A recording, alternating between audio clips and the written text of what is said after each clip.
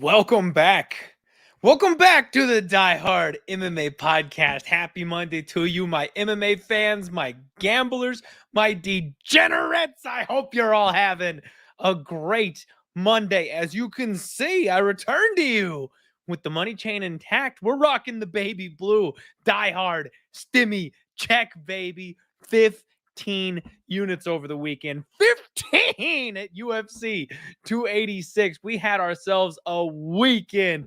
And for those of you who are YouTube only, I'm sorry, but I've been absolutely destroying the NHL. I know you guys, I shout out my NHL degenerate action sometimes here on the podcast. Those of you who don't follow me, though, on Twitter, those of you on Twitter know the heater I'm on is unreal. It's legendary at the moment. So let's just go ahead and pray the train keeps rolling. But I couldn't be more excited about how things went at UFC 286.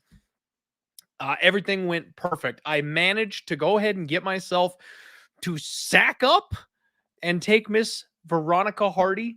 Wanted to do it all week. Talked about it last week. Was just a little bit nervous, but you know what?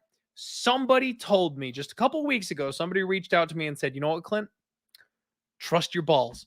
And those are words we need to live by. Always trust your balls. So I sacked up, pulled the trigger, and we got there with a big old plus 330. And then we hit her again live because why was she still plus 300 after winning the first round? It made no sense. Glorious, absolutely glorious week. And I told you all about the Red Fox. Didn't expect him to get it done via first round knockout. But my boy's on the scene. All right, so I'm going to stop patting myself on the back at this point. I'm going to go ahead and leave that in the rearview mirror because you know what?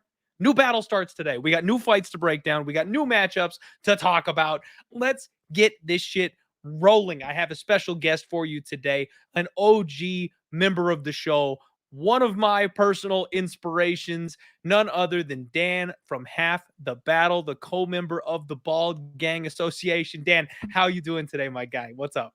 Doing fantastic, man. I know you're talking rear view, but dude, I mean, listen, not only did you go out there and have an amazing night, but you cashed on literally two of the sharpest bets of 2023. Macedo plus 350, Leon plus 2 something. You were on Ashmos too. Like, hey kid, do that again. You know what I'm saying? Rob last week too. Yeah, exactly. So good stuff. And last week you had Morale. That week I had Josh Frem plus 190. So yeah, it's time to go on a nice little run here. There you go. All right, man. I got to tell you, it feels good. After last year, it feels fucking good. I'm seeing things clearly, catching a couple bounces here and there with gambling. It's important. We've all been on the right side and the wrong side more often than not. The wrong side are the ones that we remember. I caught a few recently, and you need that every once in a while when it comes to the gambling shit. So feeling good. Dan, how was your weekend last week? It didn't go my way, man. Leon hit plus 215. That was nice, but I'm never one to cry about decisions. 2 split decisions didn't go my way, and then I had a fluke injury in the Dusko fight. So I'm not saying he would have won, but it would have at least been nice to see it play out. But this is part of the game, man. I mean, listen, I was on the right side of the injuries when Yair fought Ortega and when Uriah Hall fought Weidman. So that's just how the game goes. I lost on Rakic against Jan Blachowicz. So you just got to take it. And I felt like the only bet that there was a true error in my handicapping was Fiziev, because even though I was confident he could go to war with Gaethje, I just didn't expect the fight to be as close as it was. So that was just my fault, and I need to learn from it in terms of laying a price like that in a fight that could potentially be that close, and we move forward. All right. I like it, man. I was very much in the horde of people disrespecting Justin Gaethje last week, and boy, did we all learn we shouldn't have been doing that. That was a hell of a fight. At least that's one where I at least dodged the bullet. You know what I mean? When the bookmakers open pick'ems and we're looking at minus 250 on fight day, I'm like, yeah, I'm picking Viziev. I think I'll just leave it alone though, and that saved me a little bit of cash there. So that felt pretty good to avoid that bomb, but we got to quit with these knee injuries. They're brutal, man. I feel so bad for you. I had the over 1.5 in the Dusko fight. I thought we were just going to, see a decent effort, and I thought your value play would pay off pretty well. Feels bad when that happens, when you got a good number and you don't even get the chance to play it out. That's always rough. Part of the game, man. And that's why, money management's so important. We weren't out here max betting. We put a 1-unit shot and it didn't go our way, but, just got to keep trucking forward and just trust your own process. And that's what I do. So let's keep going. Absolutely, man. Let's do it. Got to welcome in the chat here real quick. We got Johnny Odenis. We've got the Grateful Dude, Manuel, Miguel. We got J Las V, my guy, Z Goaler 00, Nick in the house. We've got Captain K Beck. That's a new name. I don't know if I've seen you around very much. Captain, glad to have you. Taylor Ramey. We've got Android. We got the MMA Propaholic in the house. The Black Irish Charmin. Joshua Frick JSG. How's everybody doing tonight? Glenn Bott, my man. Shane Minner. Hey, welcome everybody. Let's go ahead and get this party started. We got a big old card to break down. Thankfully, it is just 13 fights, I believe, not the 15 that was the absolute landslide last week. So we can get through this maybe just a little bit quicker. But everybody, do me a favor and smash the like button. Subscribe if you have not here. Become a member at Pub Sports Radio. That's the best way to support us. First fight of the evening that we're going to go ahead and talk to you about tonight: Tamires Vidal and Hailey Cowan. And I got a bone to pick, Dan. I know this is the kind of stuff that we can't necessarily get too high up on, but Miss Hailey Cowan was scheduled to fight Aileen Perez just a couple weeks ago. And that was one of those sack up and trust your balls types of spots for me. I was confident. I could feel it in my soul. Aileen Perez was going to absolutely smash Hailey Cowan. And they opened her up as the dog in that fight. Health issues, weight cut problems, whatever you want to call it. Somehow Hailey Cowan doesn't make it to the cage that weekend. And those bastards didn't rebook her against Aileen Perez. Instead, she gets Tamires Vidal in this spot. And it just irks me a little bit because, they'd rebook it. The number wouldn't be quite as good. The bookies are smart. They'll adjust, but we don't even get the chance to see the fight this time. They're like, nah, back up here. Let's give you a little bit better of a matchup here. So Tamires Vidal, low volume power striker, very heavy on her feet. She swings these big power shots. Absolutely wrecked Ramona Pascal. And I bet Ramona that night. That did not feel good. The flying knee to the body that just destroyed poor Ramona's UFC career. She also has some bad fight IQ. We've seen her drop for heel hooks, like from dominant top position. She'll like fall back and play footsies and ankles. And that's never something you want to see unless they're hitting those things with regularity. She's one of these Brazilian prospects that I'm just not so sure about. And it's funny, they've actually got some common ground there with Aileen Perez, because Tamires Vidal is actually the one who Aileen illegally kneed. She's a great actress, Dan. She's fantastic. If you go back and you watch that regional fight, she gets kneed. It's clearly illegal. But Vidal is also clearly tired in that spot. She looks up at the ref.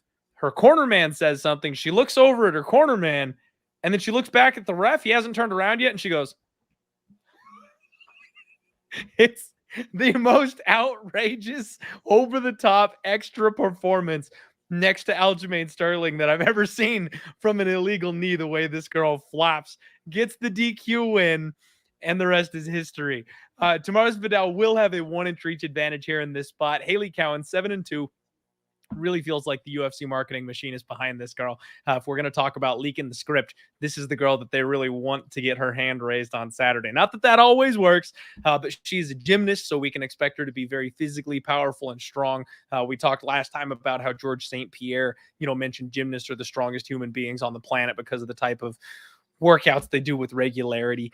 She had a very suspect decision on Dana White's Contender Series. I still think that she lost that fight, and it wasn't too long ago that she got armbarred by a soccer mom on the regional scene. She makes egregious grappling decisions, man, on the ground. She just makes horrific errors, goes from like side mount top to mounted bottom in like one single scramble. It's pretty incredible, actually. I'm honestly just impressed by it at this point. So I am a huge non-believer in Hailey Cowan. I think we're going to fade the shit out of her, and I wanted to do that with Aileen Perez. That opportunity was taken from me, and here she opens up plus 130-ish against Vidal. Money comes pouring in early on Vidal and smokes that all the way up to plus 210, and now she sits minus 140. That's the kind of market manipulation move that sends my like red flag up and my alarm bells ringing. I'm like, man, they really pumped that number up so they could get the plus 210 and come back heavy the other way. This is a spot, man, that I truly believe is set up for Hailey Cowan to go ahead and get the win. If we're talking, grappling, cardio, Hailey Cowan should be able to take down Vidal. Hailey Cowan should be able to control Vidal. And as long as she doesn't make one of those egregious mistakes that I mentioned earlier, I think she just kind of cruises to a win here. Vidal doesn't have the greatest gas tank. And even though she's got that highlight reel over Ramona's obviously not UFC caliber. And I think that she's not going to hit the heel hook when she goes for it. So I'm picking Hailey Cowan on Saturday. Dan, what about you? Yeah, I didn't expect you to be long-winded about Tamires Vidal versus Hailey Cowan, but here we are. You know me and my low-level women's MMA, man. I mean, listen, man. You talked about how you thought Aileen Perez was going to mop the floor with Hailey Cowan. Well, Aileen Perez happened to mop the floor with Tamires Vidal. And I mean, like you said, there was a little DQ there, but prior to that, it was a one-sided ass whooping on gym mats. And but it was cool that, over there on their scene, they're doing what they can do.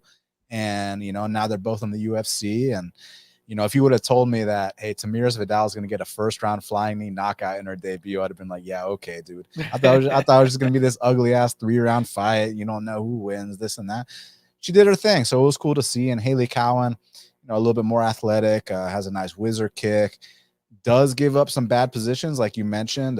She did get rear naked choked not too long ago by a very low level fighter, and then almost happened again on Contender Series. So, I just expect a low level fight. I think the people that came in on Hailey Cowan when she was like a big dog, man. I mean, she was like, wasn't she like fucking plus 170 a couple days ago or some crazy shit like that? She got all the way up to plus 210. Okay, exactly. So all the people that went, hit anything from plus 150 to plus 210, y'all did your job. Now she's minus 140. So win, lose, or draw, you keep being on the right side of line moves like that long term, and like you're gonna be on the right side of the coin. So you did your job, good job. But now minus 140, it's probably about accurate. So yeah, I'm gonna pick her, but I have zero interest to bet it. And I also wouldn't be surprised if she lost, because this is a low level fight. But Tamires Vidal getting flying knee knockouts in the UFC was not on my bingo card, and her going on a win streak is also not on my bingo card. So yeah, I'll go Hailey, but we missed the line, so I'm not forcing a bet at minus 150. I hear you. No, I hear you, man. And this is a spot where, honestly, though, I am a little bit actually tempted to don't jump in. Obviously, I'm not one of the people that was savvy early enough to jump on the plus money. I wish I had been. But minus 125, you can still get that over at Superbook Sports. I know a lot of books have moved it a little bit more aggressively. They've still got it open at minus 125, and I'm tempted. This is a tough card. Everybody, I'm coming off a huge weekend. This is the kind of card where you can easily give all that profit back. A couple of really sketchy spots. Be careful out there. Bankroll management is key. Make sure you're not overextending this week. Even if you're coming off a loss, don't chase hard. There's a couple of real big landmines here on this fight card that we'll talk about. This is one of those spots where I don't know if I need to bet it, but honestly, man, you don't need to bet it, bro. I mean, think about this. Look, I'm not sitting here saying she's not going to win, because I am picking Hailey.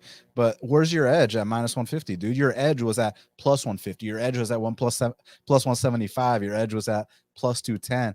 Is that actually the real James Lynch, or is that? You know what? I'm not sure if it is or not, but it's got the it's got his logo. Figured I'd throw it up there anyway. If it is, shout James. out. But if not, I still appreciate the compliment. Shout out to James Lynch, and shout out to the troll pretending to be James Lynch, because at least you're not here shitting on us. You're giving us nice compliments, so we appreciate it. But back to my point, your edge was at plus 150. Your edge was at plus 175. Your edge was at plus 210. Now it's minus 150. I just think it's accurate. So to me, there's no edge, and therefore it's a pass. No, I hear you. That's definitely a good approach, man. And if you have an edge, you can go ahead and bet it, man. There was one time, actually, slight tangent here. I'll be short.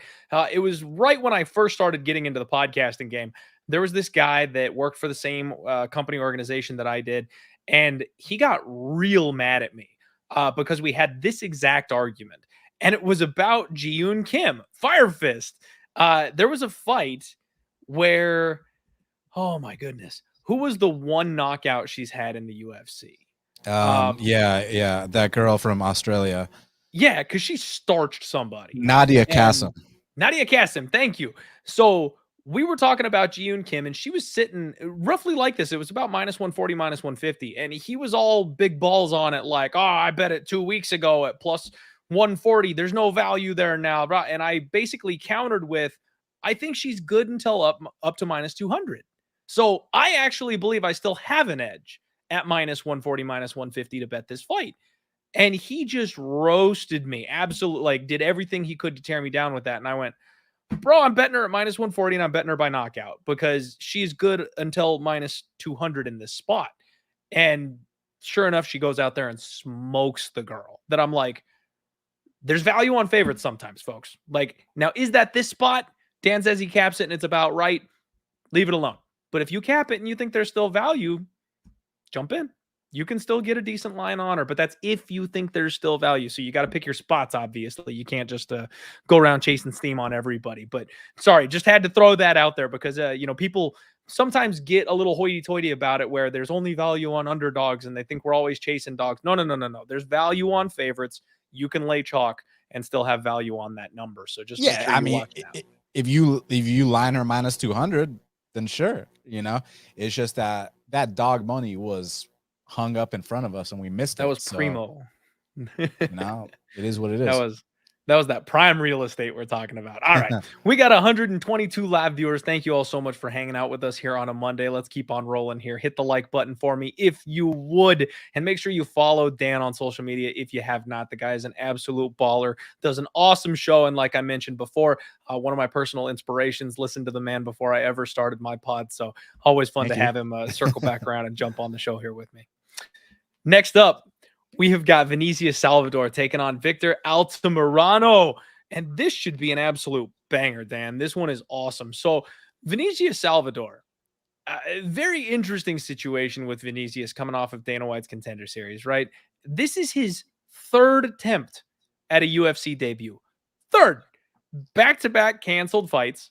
And his last fight, he was slated to face Daniel De Silva, who we'll talk about here in a little bit at UFC 282. This guy just can't get his foot into the cage for God knows what reason. He fought Shannon Ross on the Contender Series, had a decent round one, and then really looked like he was starting to fall off. Shannon Ross had, bettors like me that had put money on him getting all excited because he was starting to take over that fight there in round two. And then Salvador just sits down on a bomb and takes him out of there when he got a little over aggressive. This guy's got big power. He's another one of these pure violence round one fighters. He belongs on the Dana White's Contender Series.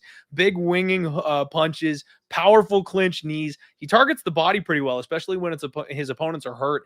He'll switch it up and drop from the head to the body. My issue with him is he doesn't cut the cage off. He kind of marauds his way forward, chases his opponents a little bit. You'd like to see him kind of cut them off and be a bit more aggressive that way, have a little bit more success. And he's very, very hittable. He just kind of relies on tanking that damage and then hitting you harder back than you hit him.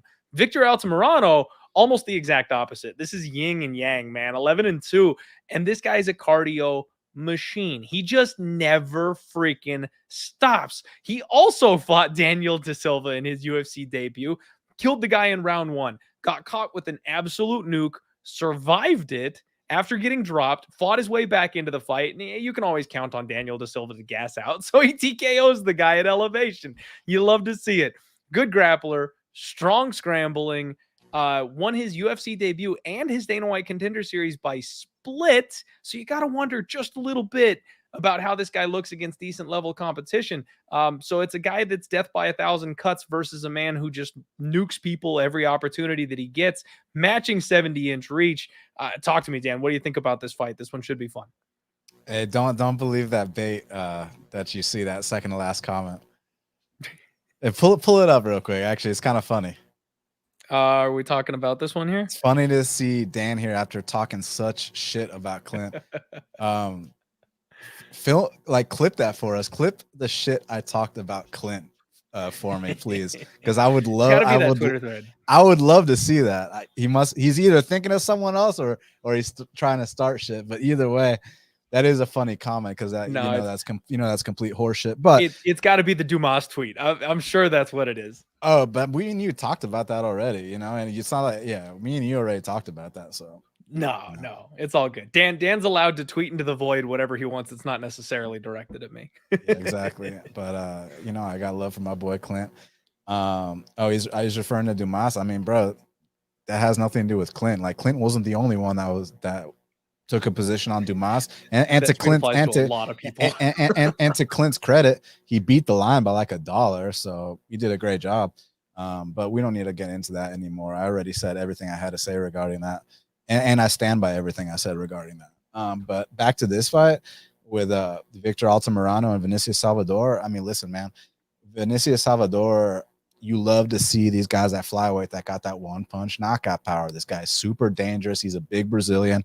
My only issue with Vinicius is I think that these weight cuts are going to start to, kind of be tough for him. And I don't want to sit here and negatively predict that, this is a guy that might miss weight a lot or this. Well, all I'm going to say is like his weight cuts are probably going to get serious because this is a big boy for flyweight, man. And but he can crack. And my only issue with Vinicius Salvador is that I really do think that with the kind of weight cuts that this guy has and with how, reliant he is on that big shot, I think that he's susceptible to gassing in fights. Not because he's not out here running his miles, just he literally throws everything into every shot. Whereas Victor Altamirano, he kind of reminds me, I don't know if you remember Manuel Sanchez from Bellator back in the day. I mean, I know now he's kind of on a rough patch, but at one point, Manuel Sanchez, you used to be able to bet him every single fight, and it'd kind of be just like Victor Altamirano, where maybe he's going to drop the first round, maybe he's going to get taken down, maybe he's going to get dropped, but the guy is just going to keep pushing forward and forward and forward till the bitter end. And those kind of guys at good prices long term are going to be money trains. And here in San Antonio, I heard that it was a little bit of elevation, but it's really not. It's only 650 feet over sea level. Even Atlanta is higher elevation than that. So, because I heard one of their interviews, one of the fighters on this card talking about how, San Antonio is in elevation and this and that. But I looked into it. It's only 650 feet. So I don't think we need to look too much into it. But what we do need to look into in this fight specifically is that Victor Altamirano is going to go right after Vinicius Salvador, and he's going to put up the kind of numbers that I love. It's just a matter of he's 100% going to get cracked, just like Emmanuel Sanchez used to in all his fights. It's just that if he's not so compromised that he can't continue, he's going to push a pace on this guy. And I truly think that as this fight progresses, he can break Vinicius Salvador and either, win the second and third rounds or possibly get him out of there late. So I actually like Victor Altamirano to just win on activity, just win on pushing that pace, take this guy to deep waters and drown him. But we know the threat that Vinicius brings to the table. We're not used to one-punch knockout guys at flyweight, unless we're talking about Manel Kape, unless we're talking about Davison Daistugea Figueiredo. But Vinicius is one of those guys, so you got to be careful. He's dangerous, but I think Victor can push the pace on him and eventually get to him later, down the stretch. Couldn't agree more, man. You said it exactly the way I would have looked at it, and I think that the cardio matters. It's not necessarily like you mentioned that the elevation. It's just that Altamirano never stops, and we've seen him get chin checked. He's been tested. We've seen that he can come back from that, and I think he'll do that in this spot. I think he'll be too smooth. I think he'll be too slick. And Vinicius slowed down in round 2 on his contender series and was basically kind of gift wrapped a knockout shot. I don't think he's going to get that opportunity from Victor Altamirano. I am with you. I like the slight underdog, Victor Altamirano. And again, be cautious on this card, everybody. But at minus 105, I think that's the side. I might end up making a bet here on Victor Altamirano in this spot. And shout out to my guy, Billy Briz. Don't think I didn't see your simp comment. First off, my simp bet last week on Hardy worked out just fine. And talk to me after I see whether or not you've got a play on Holly Holm in the co-main event. I mean, listen, bro. Simp, wimp, whatever you want to call it, plus 350 on Macedo was one of the best bets of the year, period, point blank. I mean, appreciate it. That's not even like my opinion. That's just a fact. Like that kind of, like people, dude. Like, so Juliana Miller beat some dude named Brogan Walker, and then people were saying that she's going to be the one to dethrone Valentina Shevchenko. Like Jonah Hill cut, you know what I mean? Like that was complete horseshit. So for you to go out there, and I said on my show half the battle, you know, there's gonna come a time to fade Juliana Miller. I'm just not convinced this is the time. Clint said, fuck it, this is the time. And guess what, Clint? You went out there and cashed one of the best bets of the year. So props to you, bro. Thank you, my friend. And no, I'm just giving Billy shit because he's the biggest Holly Holm simp out there. Well, hold on, Billy. When you say you're on the preacher's daughter, which one? Because there's 2 preacher's daughters on this card, Hailey Cowan and Holly Holm. But I know he's talking about Holm. Anyways, I was gonna say, as far as I'm concerned, there's only one preacher's daughter. All right, let's move right along. I think she's literally a preacher's daughter, though. Hailey Cowan, like literally, she actually is. No, she is. She absolutely is. She hasn't earned that name yet, though. There's only one as far as I care. Manuel Torres next up, taking on Trey Ogden. Manuel Torres coming off of his UFC. I'm sorry about that. I lost my notes here. These are out of order. This guy ruined my night. All right. He was the Dana White's Contender Series fade, Dan, and I was in on Frank Camacho. I was so excited to play my angle and fade this guy, looking like an absolute idiot afterward. He's only 27 years old, and he is a wrecking ball. He has 8 of his 13 wins by first round finish. And I was like, man, Frank's got that experience edge. He's going to drag this guy into the second round, third round. He'll take over the fight there. Show this kid's one. No, that ain't happening. Manuel Torres destroyed my guy. Everything is thrown wild and winging. He's got good underhooks. He's got big, powerful clinch knees also. He showed some really good pull counters. He's able to counter off of opponents' attacks pretty well. I still actually really kind of want to fade him, but you got to get somebody that it's going to be that first round with him. He's got a 100% takedown defense rating based on the sips that have been faced on him so far, and he will have a 4-inch reach advantage over Trey Ogden, who is 16-5. Now, Trey is the man who many of you may remember dropped his UFC debut to the Monkey King. All hail Jordan Leavitt, king of the twerk. He got right against Zellhuber as a 300 dog in his last fight, but I still can't quite figure out what happened there, Dan. Like, that was one of the weirdest, low volumist fights I've ever seen. Not normally what we see from Zellhuber. I'm not sure if Ogden just kind of had like the perfect game plan and like shut down the offense of Zellhuber, or if Zellhuber had an off night. Like, I can't really make sense of it looking back on it. Generally speaking, he's got a wrestling heavy approach. He does have a good popping jab. He's got a decent body kick on him, a solid lead left hook, good quick level changes, a strong body lock. He takes people's backs really easily. I like the grappling pedigree of Trey Ogden, but he's very hittable. I mean, he just doesn't move his head very well. He does a good job of controlling the range, but if he's in on you, you can crack this guy. He has shown to be really tough, though. He's never been KO'd. 3 losses by sub, and he opened up plus 210 in this spot. He opened up as a big underdog, and now he's sitting at plus 130. So some serious steam coming in here on Trey Ogden. Is this the spot where we can drag Torres deep and fade him in a spot with an underdog, Dan? What do you like here? I mean, I got to give Manuel Loco Torres a lot of credit, man, because if you watch his regional fights compared to the 2 fights he's had in the octagon, now granted, look, they were only, a round each, but like, I didn't have any indication that he was going to slow down, and he looked so much sharper than he had on his regional tape. So, and also he got out of his comfort zone, man. He's training with better people now. He's doing the right things. He's got a great frame for the weight class.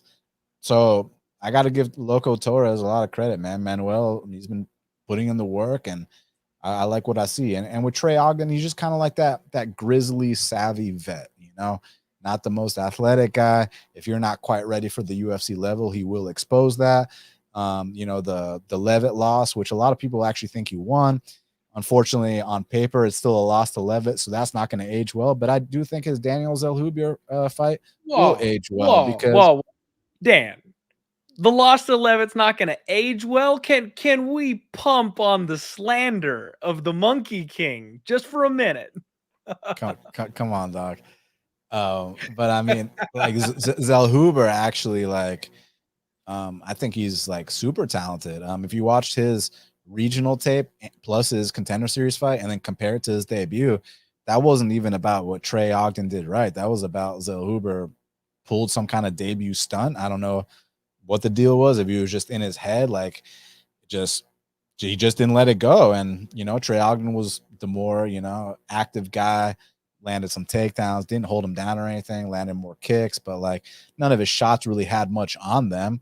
He just was the more active guy, and that got him the win. So props to him for going out there and doing that. But the thing with Trey Ogden is that in the past, I mean, you've seen him dive right into chokes against guys like Thomas Gifford more than once. You've seen him lose to Jordan Levitt. You've seen, even the fight against Zellhuber, man. I mean, like, you look at the stats, it wasn't, something to write home about. That was really just about Zellhuber pulling a debut stunt.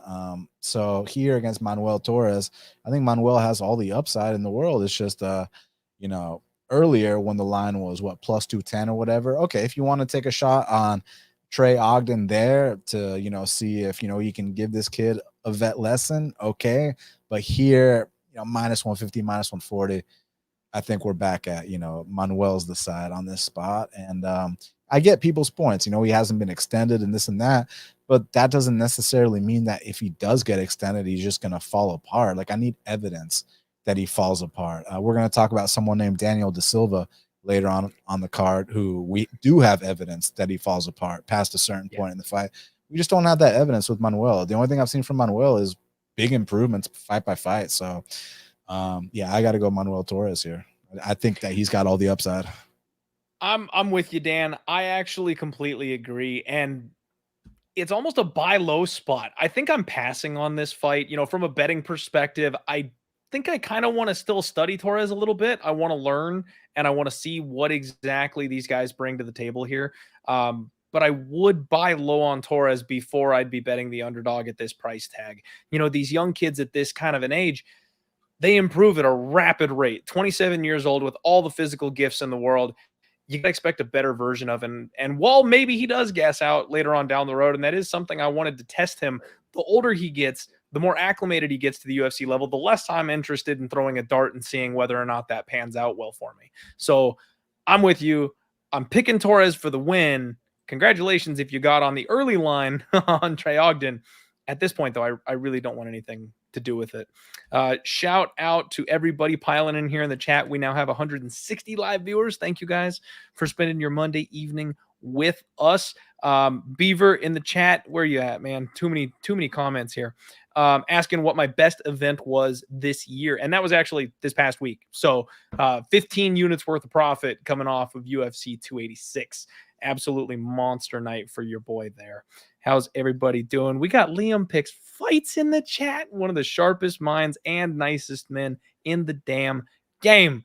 Everybody make sure you check out Liam's stuff as always as well. He'll be on the pod before you can blink soon enough. Soon enough. All right. Next fight up is CJ Vergara taking on Daniel Lacerda. Now, we've alluded, we've mentioned Mr. Lacerda a couple times already on the show here, Dan. And he is the definition of, I like to refer to him not as a glass cannon, but as a gas cannon, because it's not that he's not durable. It's not that he can't take a hit. It's that he just only has 4 minutes of cardio every single fight. It doesn't matter who he fights, what he does. He comes out hard early, and if he can't finish you in those first 2-3 minutes, he just falls off a cliff. CJ Vergara, 10-4-1. He's 2-2 in the UFC. He has that Anthony Smith unbreakable, maybe a little bit delusional belief in yourself. CJ Vergara is the kind of guy that I don't see him ever challenging for a title in the UFC, but he'll stick around and he's always going to give himself the best opportunity to win a fight. And he's always going to believe he can beat anybody. And that makes him dangerous. That's the kind of thing that'll push him through spots that maybe he should lose. You know, he derailed Rodriguez when everybody was hyped up on him. He was this close to finishing Ode Osborne in the third round of their fight. He's very athletic. He's got a good gas tank. And he just constantly pressures his opponent. He's got decent boxing, solid power. You know, he actually was thrown to Tatsuro Tiara in his last fight. And I thought he impressed in a loss, Dan. I mean, he got taken down by Tatsuro, survived some really bad positions, had a full-on rear naked choke sunk in with the body triangle, didn't tap, worked his way out of it, scrambled out, survived, got back to his feet. And then it wasn't until the second round where he got caught in a triangle because Tatsuro's just so damn slick on the mat. You know, you got to give him props for the performance that he put on in that fight. He was relatively in it as far as everyone considered Tatsuro someone that was just going to walk through him in that spot. CJ has been recently promoted to BJJ Blue Belt. He's got a 73% takedown defense, and I like him here. I mean, Daniel Da Silva has 3 UFC fights, 0-3, all 3 by finish. He'll have a 2-inch reach advantage, but I really do believe he's early finish reliant in this spot. If he doesn't get that early knockout, you know, it was oh my God, T-Rex not too long ago. You know, a guy that comes out here and is just way more athletic than everybody, blasts him out of there in the first round. And he thought, yeah, I'm going to slow it down. I'll take it a little bit slower. He's not built for 15 minutes, man. That cost him. Trying to take things slower just didn't work for him, and he ended up getting finished in the second round because he was outskilled. That kind of is how I feel Daniel Da Silva's fight is going to go here on Saturday. If he tries to change things up from what's worked for him, I don't expect him to suddenly have 15 minutes worth of cardio.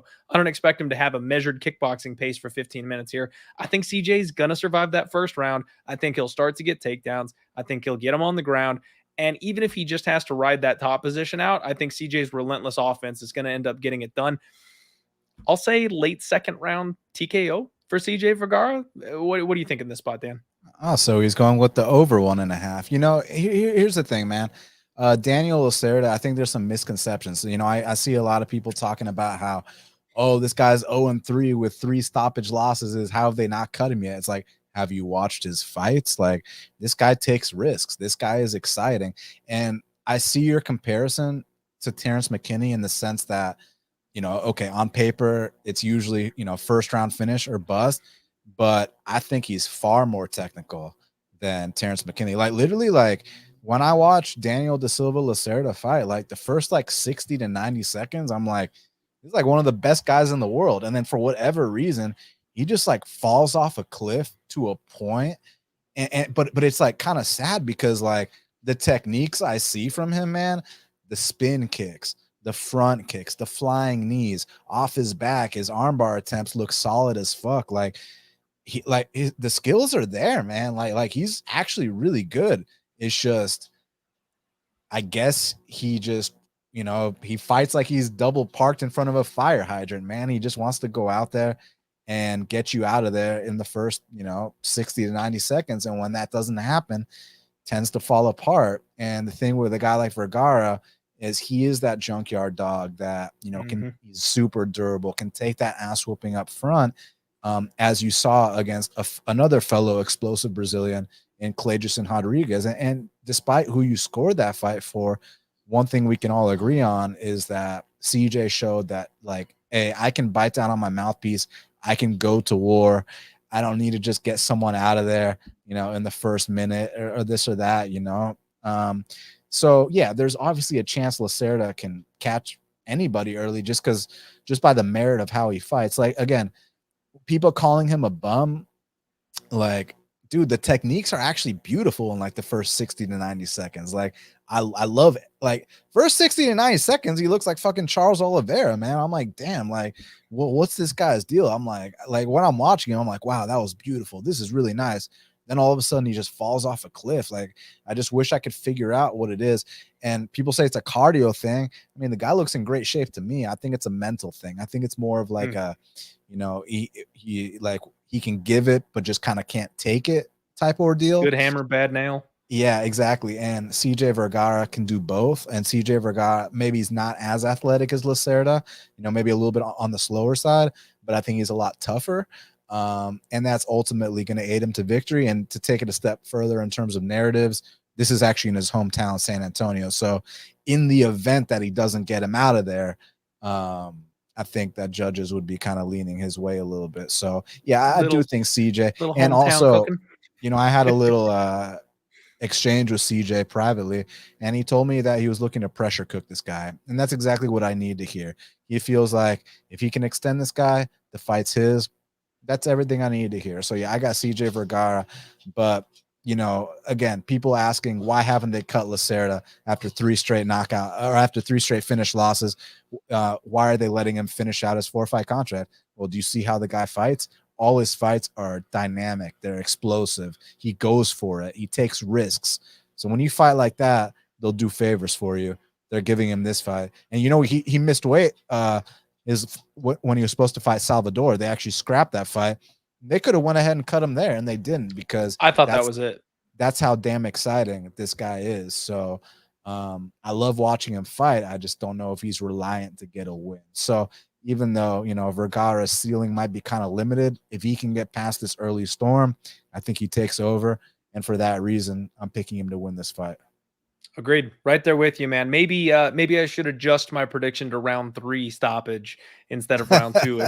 If he's looking to cook, I think maybe we'll give him an extra couple of minutes. But yeah, man, I'm glad you mentioned the 1.5, because that's everybody's auto bet this week, because Lacerda always goes under 1.5. So a lot of people are going to be smashing that automatically. And like I said, we saw it with Terrence McKinney, and we also see a guy who's got a slight athleticism advantage who's going to need to grind in this spot. I think CJ drags this thing over. I think we get over 1.5 in this fight, and it kind of surprises some people. Yeah, and that's what he needs to do. And I heard an interview with him earlier today before we did the show, and he kind of said, after he beat Klagerson and got a little bit ahead of himself, then he misses weight against Tyra. And he said that was a big wake-up call for him, and that he's completely changed things around to the point of he knows exactly what time he needs to sleep. He's got his morning routine down. He's fucking meditating. He's doing all these things. So basically all I'm trying to say is that, that's all narrative. That's all speculative, but like, at least like he took it seriously and realizes that like, hey, this is the last fight on my contract. This is the last fight on both guys' contracts. So I expect this to be violent as fuck, whether there's a finish or not. I do think there will be a finish, but expect the best version of both guys. I'm gonna go CJ, extended. All right. I'm right there with you, Dirty Reg. War CJ. Let's go. I like it. We're picking CJ here as well. Next fight up, Trevin Giles taking on Preston Parsons. And Trevin Giles may be public enemy number 1, Dan. My enemy, my nemesis, the man who I just cannot seem to get going here in the UFC. It's one of those situations where you look last year, worst year of my betting career ever. Everybody knows about it. It all started with a 3-unit bet on Trevin Giles against Morales. I really was confident there in that Dana White's Contender Series fade spot. And Trevin Giles is one of these fighters. Seems like he's got everything you'd need, and he just finds a way to lose. He's got smooth boxing. He's got slick BJJ, broken wrestle. He's got solid leg kicks. He's exceptionally quick. He's very athletic, good head movement. He flashes brilliance. And when he can control the pace of the fight, he looks like Muhammad Ali or Anderson Silva out there. Like, calm down. When he can control the pace of the fight, Dan, and that's against guys like Koski, who's no longer with the organization. That's when he looks that good. You get him in there, though, with somebody who can push him, somebody who can pressure him, and he breaks. He makes bad decisions. He makes grappling errors, and he had those back-to-back round 3 sub losses to guys like Mearshart and Cummins, where he had the fight in the bag and then just falls apart late. It's what he does. You can't trust this guy. Preston Parsons, 10-3 overall, 1-1 in the UFC. This guy's got a real strong body lock. He fights well in the clinch, very reliant on his grappling, but good job pressuring people. Good job with a pace. He just kind of keeps it on people, refuses to stop. He's got strong clinch knees, does a good job of pinning you up against the fence, and just kind of breaks people late, which, man, you couldn't write this script better. You've got a guy that breaks late versus a guy who breaks people late. He likes to hunt for arm triangles. He's got very aggressive advances on the ground, slices straight up to mount every opportunity that he can get. And he just eats everything that you hit him with and storms his way forward on the feet. Big, powerful right hand. 9 wins by submission. I'd be insane to not call for the Preston Parsons round 3 sub here, Dan. I mean, we've seen it before. History repeats itself. I think Trevin Giles is going to be winning this fight until he loses it. When it comes to a money line, though, we got to pick him here. Giles is minus 115. Preston Parsons is minus 105. I do have a little tidbit for you guys. I do the sharp action report with my guy Andrew from Superbook Sports on the UFC pay-per-view cards. We don't do it on the, the smaller cards, the ESPN Plus cards or anything like that. But I checked in with my guy, the number 1 sharpest capper who bets at Superbook Sports, the guy who took Leon Edwards last week. He's on Trevin Giles here at this pick'em price tag. Now, do with that information what you will. All I'm telling you is he's the sharpest, most successful MMA bettor that they have, and they welcome his actions so that they can help establish the line the way they need to be profitable. They use his information. He bet Trevin Giles. I don't trust Trevin Giles as far as I can throw him, and I am not Alexander Romanov, Dan. I cannot throw Trevin Giles very far. I think I'm going to tentatively pick Preston Parsons in this spot. I don't think as a coin flip I want to actually have any action here on it, but I'm probably sprinkling that round 3 sub just because it's happened before and I think it'll happen again. What about you? If I told you that Trevin Giles was the only man in MMA history to submit Brendan Allen, would you believe me? It's hard to believe, but would you also believe he has a win over Roman Dolidze? Would you also believe he has a win over Ryan Spann? Yeah. The dude has a resume. I mean, I think what you were trying to say when, you brought up certain things about his game, like he does have a nasty jab. He is super athletic. It's just the mental is where I kind of draw the line. I mean, he'll be dominating a fight or whatever. It'll be a close fight. And then he'll just be like, woo! And, the fight with James Krause on it was like a day short notice with Krause. Now, I'm one of the few that actually thought Trevin Giles won that fight, but it was way too close for my liking, man. And I just think that since he dropped to 170, he just hasn't quite looked himself, man. And, you could chalk it up to, well, maybe the first 2 fights, he's getting his weight cut in order. And, maybe, he was just getting used to the weight class. And now 3rd time's going to be the charm and he's going to look his best. But, man, it's just hard to get behind because the thing with Preston is Preston's still green, right? But Preston does do some really good things. He pushes a hard pace. He can relentlessly wrestle, which are things I like. And we've seen at 170 that Giles is kind of slowing down as these fights progress, even in late round 1 against Morales. And man, I'll tell you what, Morales is a very talented athlete. And I think that he's got a bright future in the sport, but there's going to come a time to fade him. When he was matched up against Rinat Fakhretdinov and it was like a fucking pick'em, it ended up not happening, but it was a pick'em. Dude, I was going to hammer the line on Rinat Fakhretdinov. But here, and then you saw that Louis Kosei fight. That was an ugly ass fight. Look, he did what he had to do, but man, that was ugly. And I just think that Preston, it's hard to plant my flag because he's still a green guy. He still needs a lot more development. This is by far, I mean, I say it's by far the biggest opponent he's ever fought, but we're still dealing with a guy that fought Mike Perry on his regional scene. So, he's been in there with some guys, and he was in there with D-Rod. Granted, they both knocked him out in the first round. So I see why it's a pick 'em. I'm not intimidated by that guy having money on Giles. I mean, even the best guys lose bets, Yep. So it is what it is. Not a confident pick, but I'm gonna lean with Preston at the dog price just to kind of push the pace a little bit on Trevin Giles, make him feel that weight cut, and maybe even test his chin a little bit there. So yeah, I'm gonna go Preston Parsons here. I'm not sure how, and I'm not even that confident, but that'll be my pick. I hear you. I'm kind of doing the same thing here. And you're right, Dan, just because somebody sharp made a bet does not mean that they're a guaranteed winner. Sharps lose all the damn time. They go on bad streaks, and I still remember that run where they bet the Browns every single game. I think that was the year they had the defeated season, and they were betting them week in and week out. So yeah, you can't always just simply tail the Sharps, but it is one of those things that it's enough to make me pause. Everybody else can do with that information what they will. For me personally, it's enough to make me take a deep breath and go, do I really want to click confirm on Preston Parsons? It's just one extra layer of defense there for myself. Sean V here with a great chat, though. Giles is the hometown Texas guy, and this is accurate. We just got done with London, and we know the judges are booty over in England. There were some questionable calls on that card. Hometown cooking is a thing, folks, and that is something I do want to make sure I shout out because people were raging on Twitter this weekend. MMA judging, Dan, has always sucked. The criteria makes sure that you can make an intelligent argument for almost anybody in any MMA fight. It depends on what you value over something else. But the hometown cooking is a legitimate thing. And in certain venues, you got to factor that in.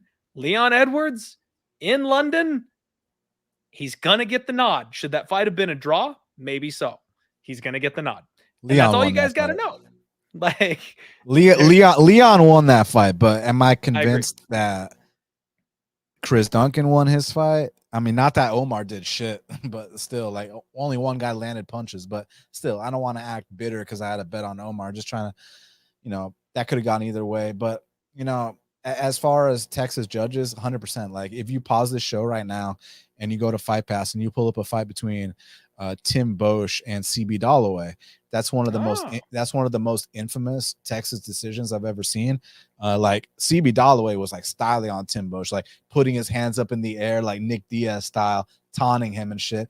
And there were 30-26 Bosch cards. So that 30-26 Bosch is one of the most infamous Texas decisions. Another one when Alexander Hernandez got a 30-27. That's the example. 30-27 over Francisco Trinaldo when I was like, wait, what? The wrong guy got the 30-27. So yeah, 100%. Their judging is trash. So my only thing is, back to this conversation regarding Preston and Trevin. Yeah, if it's a close 50-50 fight, like the line indicates, yes. But the reason that I am picking Preston, not confidently, but I am picking him, is because I do think he can push a harder pace. And should he not, be badly compromised, I think he can rack up the takedowns, maybe, higher strike count. And that should be obvious enough to not fuck it up, but you just can't be that confident, right? Can't trust the judges in Texas for crap, man. And that's why I'm hoping he gets it done. I would be hoping he could get that sub late in the fight, keep it away from those judges' scorecards. If it's a fight that you guys think is not going to finish, if you think it's going 15, just take a real quick lap, take a run around the track and see if there's a hometown kid. Because in Texas, that's the side you're going to want to be on if you think it's going to go the full 15. All right, everybody. We are closing in on 200 live viewers. Thank you all so much for hanging out here on the Die Hard MMA podcast. I'm joined by Dan from Half the Battle. This is Pub Sports Radio, and the show is brought to you by Superbook Sports. We just talked about Trevin Giles, and I hit the wrong button. Steven Ocho Peterson taking on Lucas Alexander is the next fight up. And Ocho Peterson is a bit of a question mark for me, Dan. I'm not sure what to make of this guy. He's one of these vets who's just been around forever. He's got a lot of experience. I believe this is his second stint in the UFC, 19-10 run. He's on a 2-3 run currently, and he derailed my boy, Chase Hooper.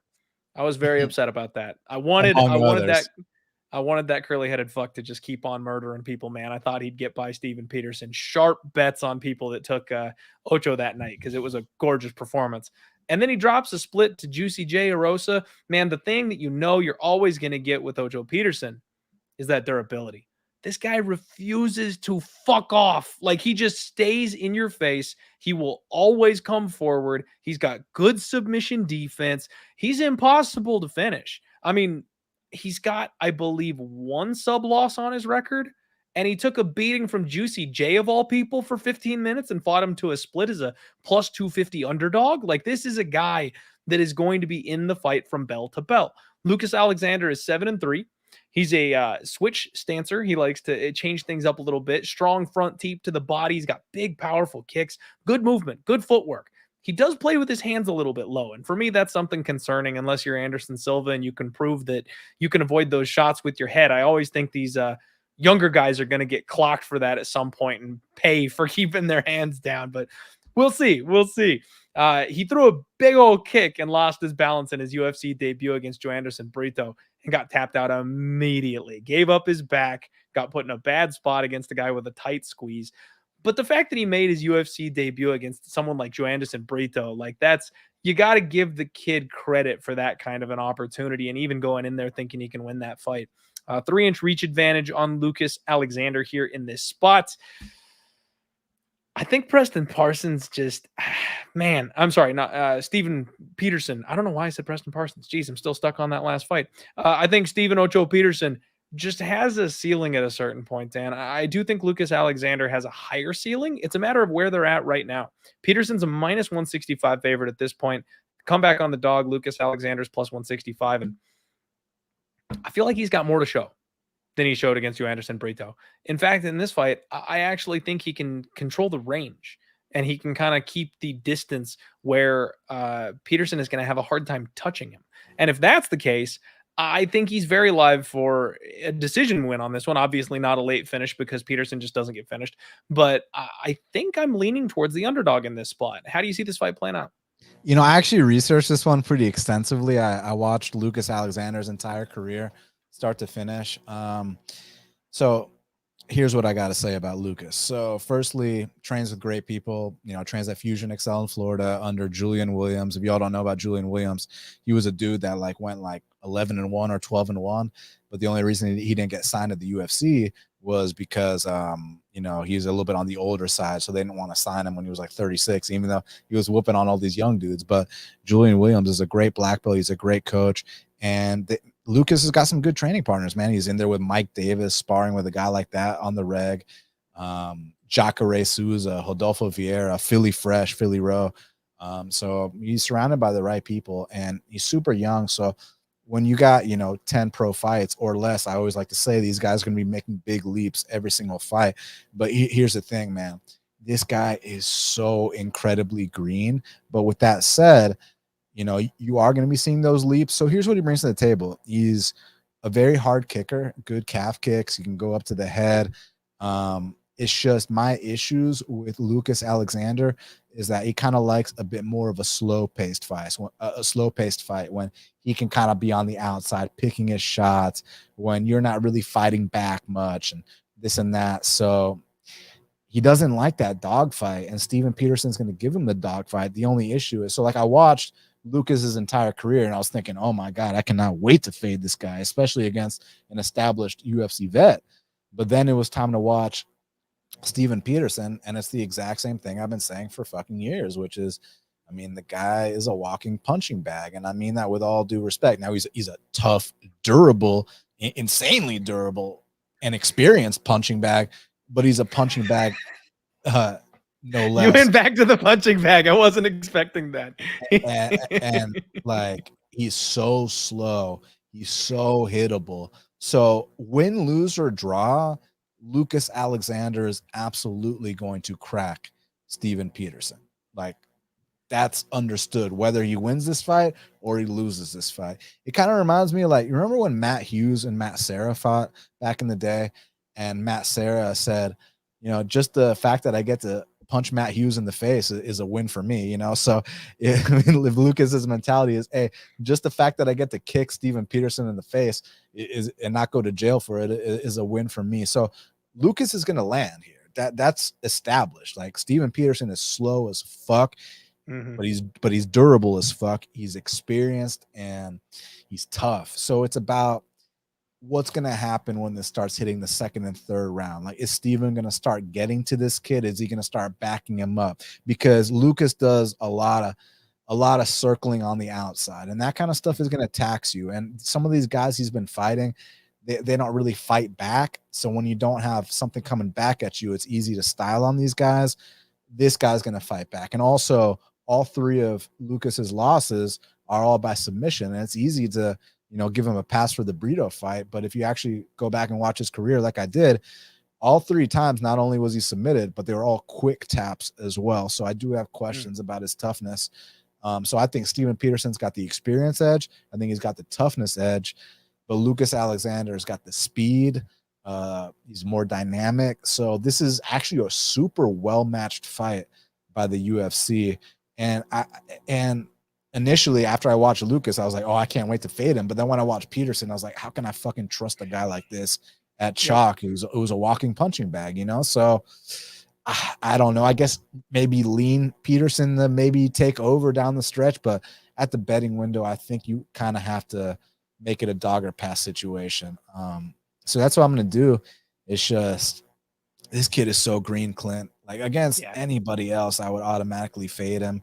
And I'm not giving him a pass for that Brito fight. Like, because think about this. Like, okay, look at my buddy Jared that took a fight on 2 days notice the other week. Yeah, Jared gassed out after round 1 and looked like shit in rounds 2 and 3. We know that. But like Carlston Harris is a guy that every single win he's had since like 2017, he's finished every single guy, and he's finished real guys. Like Jared was out here surviving these bad spots, whereas you got Lucas in one bad spot, quick tap again, just like I saw in his previous losses. So I just kind of questioned the heart. I questioned the toughness. But he's fast as fuck, and he can kick, and he's training with the right people, and he's young, and he's going to be making improvements. So that's what makes it a really intriguing fight. The pure pick is Steven Peterson, but you cannot lay chalk on a walking punching bag. You just can't, in my humble opinion. So dog or pass at the betting window, pure pick Steven. Okay. I'm right there with you. Dog or pass betting. I don't think, man, it's always so tough for me because I feel like on principle, if I'm picking an underdog to win, I should be betting them. Because obviously, you know, if you're picking them to win, it's better than minus 110 and you're getting plus money on them, you should make that bet. I don't know if I want to make the bet on this one. Because we've got all these questions, because he's got to prove it, because we've got to see if he can take the beat down of somebody like Ocho. I do want to shout out our guy Steve Hearn here in the chat, though. Or I'm sorry, not Steve. I'm mixing up the names again. Eddie, my mistake, my friend. He said last time Peterson made 146 is 2019, and that's a big deal. Is it a big deal? It's a big deal in terms of his money, but it's not a big deal in terms of his performance because last time out, he still almost knocked out Juicy J. But here's another point I'm making. Like, usually when dudes rock Juicy J, they get him out of there. And one thing I've always said is that, you know, Juicy J gets dropped every single fight. The thing is, the guys that capitalize always end up winning, but the guys that don't get him out of there, they lose. Like Air Jordan also dropped Juicy J, but wasn't able to get him out of there. He ends up getting subsequently finished. So I was kind of like, when I was watching that fight, it's like, we all know that Juicy J is a chinny guy, but we also know he's a skilled guy. It's just his big flaw is that, you know, his chin isn't the best. And Steven Peterson had him on, you know, death's doorstep and still couldn't close the deal. He's too slow. And the funny thing about it is, if you actually hear him talk, like, it's like the opposite. Like when you watch him fight, you think he's just this dumb meathead, but when you hear him talk, he's actually like a well-spoken individual, which is like the funniest thing. Kind of like that dude Chris Duncan last week. You watch his ass fight on Contender Series, looks like a dumb meathead brawler, but you hear him talk, he's like this cerebral dude. So it's kind of funny how that works. So yeah, this is one where, I mean, dude, like, I get the fade here because you like, there's a chance that Steven Peterson might not even be able to touch this kid. It's just, I think that there's also a chance that, you know, Lucas lands these big kicks, does his thing for a while, but eventually how much can you like circle around the octagon? All that running is going to slow you down. And if Steven can close that distance, I mean, he's got a way of making these fights, these dirty junkyard dog fights. And if he can do that here, he should win, because Lucas does not like a dog fight, but Steven doesn't like a clean fight. So that, I just love the matchmaking here. Absolutely. I'm right there with you, man. And Eddie again saying that he struggled with he made, let's see, he hasn't struggled to make the weight though. 149, 148.5, relatively not small misses. And that's what I'm saying. Watch out on Friday. Because if he does suck himself all the way down, if Dana White told him, buddy, you better make weight or you're getting the cut, you know, this we could see it impact his cardio. We could see it impact his performance. Okay. If see, that's a good point. 145, you know what I mean? Yeah, that's a good point. Like, if he actually makes the weight and looks drained, maybe that impacts his cardio. But him missing weight, you know, that just more sucks on like in terms of his financials than it does on his performance. Just roll out and do it again. He's still going to be the slow, tough, durable Ocho Peterson, in my opinion. Absolutely. So, let's see. I'm going to be watching very closely on Friday. That's all. But dude, I don't want to talk you off a dog bet. Reason being that like it's not, you know, a regular occasion that you get plus 150 to fade a guy like Ocho Peterson, who's so beatable, who's so fucking beatable. It's just that this kid is so green. Exactly. With that being said, what kind of leaps are we going to see between the last fight and this one? Because one thing I can say about his regional tape, the first few fights were like, oh yeah, this guy doesn't belong. But at least I did see a little bit of progress as the fights, you know, went on, you know, as the opponents got a little better. The opponents were still trash. This is the best guy he's ever fought besides Brito. So yeah, I know we're going in circles on this one. But yeah, it's actually a fascinating fight for kind of a lower level fight. It is. It really is. And the last thing I'll say is I do think it's a bit of a recency bias spot too, though. You've got Ocho Peterson, who's kind of flying a little close to the sun right now, right? He beats Chase Hooper. Nobody thought he was going to beat Chase Hooper. I parlayed Chase Hooper that night. And then he goes to a split as a giant underdog with Juicy J. Now he finds himself the favorite. He's not a favorite fighter. He's not a favorite role type of fighter. And then you've got a guy that the UFC's high on. He comes in here against you, Anderson Brito, slips up, fucks up, happens. And now he's a dog. I just see it's one of those things where I can see the recency bias, not on one side, but on both sides, kind of affecting where this line has landed. We'll see. I still don't have a bet on it. So we've gone 20 minutes now on this fight that I don't even have a bet on. So I hope you guys enjoy the die-hard deep dive that we're doing here on this kind of a spot for you. Hit the like button real quick. Got to shout out the sponsors first and foremost, of course, my home, my people, Pub Sports Radio, folks. Make sure you're entering these free contests. They are free to sign up for with $100 on top. Tracy won $100 just for picking in last week's UFC card. And of course, we have a bracket going. We got a college football bracket. That was a $50 buy-in. Let's see how we're doing here because your boy doesn't know shit about college basketball, and I'm 2 points back. I'm only 2 points back from the lead, knowing absolutely nothing. I could take home this bad boy. Would you look at that? All right, next up, Spectation Sports Regional Scene MMA. Promo code DieHard for 25% off your subscription. Maverick MMA coming up. Showcase MMA coming up. They had an absolutely monstrous card, a full day event on Cage Titans on Saturday, where they started at like 10 a.m. and did back-to-back fight nights. So they went until like 10 p.m. It was like straight up a 12-hour card. Anyway, we find gems on the regional scene. This is where you'll find them. Sign up over at Spectation Sports. Check them out. And then last but not least, we've got the Sharp app. Make sure you check them out. Join the Discord. I will put links in the description of the show. And of course, you can find those on social media as well. I want to say thank you all for spending your Monday night with us, and let's move on. Next up, Daniel Pineda taking on Tucker Lutz. Daniel Pineda, the round one man himself, Dan. I mean, we call fighters round one or bust. This guy wrote the book on round one or bust. 27-14. Hasn't fought since that absolutely brutal eye poke against Touchy-Feely in his last fight. You had to feel just absolutely awful for him in that spot. That was one of those ones where, honestly, I wasn't sure he was coming back. Like, I really wasn't sure after that kind of an eye poke we'd see this fighter again at that point. I felt a little bad, though, because I was big on Touchy-Feely that night. I knew Touchy was going to smoke this man, and he was getting his ass beat. It looked like it was almost over, and the eye poke got him out of there with a no contest. He's got a big, strong back on him. He's a high-caliber grappler. That's the one thing that you can count on him for. Big power punches, takes people down, and either opens up sub-opportunities or pounds them through the mat. But again, doesn't have a gas tank. You know, he's very hittable. He bites down on the mouthpiece and swings for the fences. If he can't clip you, those flow state strikers, they really just piece him up until he's finally ready to cave and fall over. He doesn't have a parachute, man. Like, he goes in for war, and he just doesn't ever take a parachute with him. There's no plan B for Daniel Pineda. 3 KO losses, 6 losses by sub, never won a decision in his illustrious damn near 41 fight career. That's a lot of fights to never win a decision. His opponents in this case is Tucker Lutz, 12-2. He's from the Dana White's Contender Series, 1-1 after making his UFC debut, and he hasn't fought since 2011.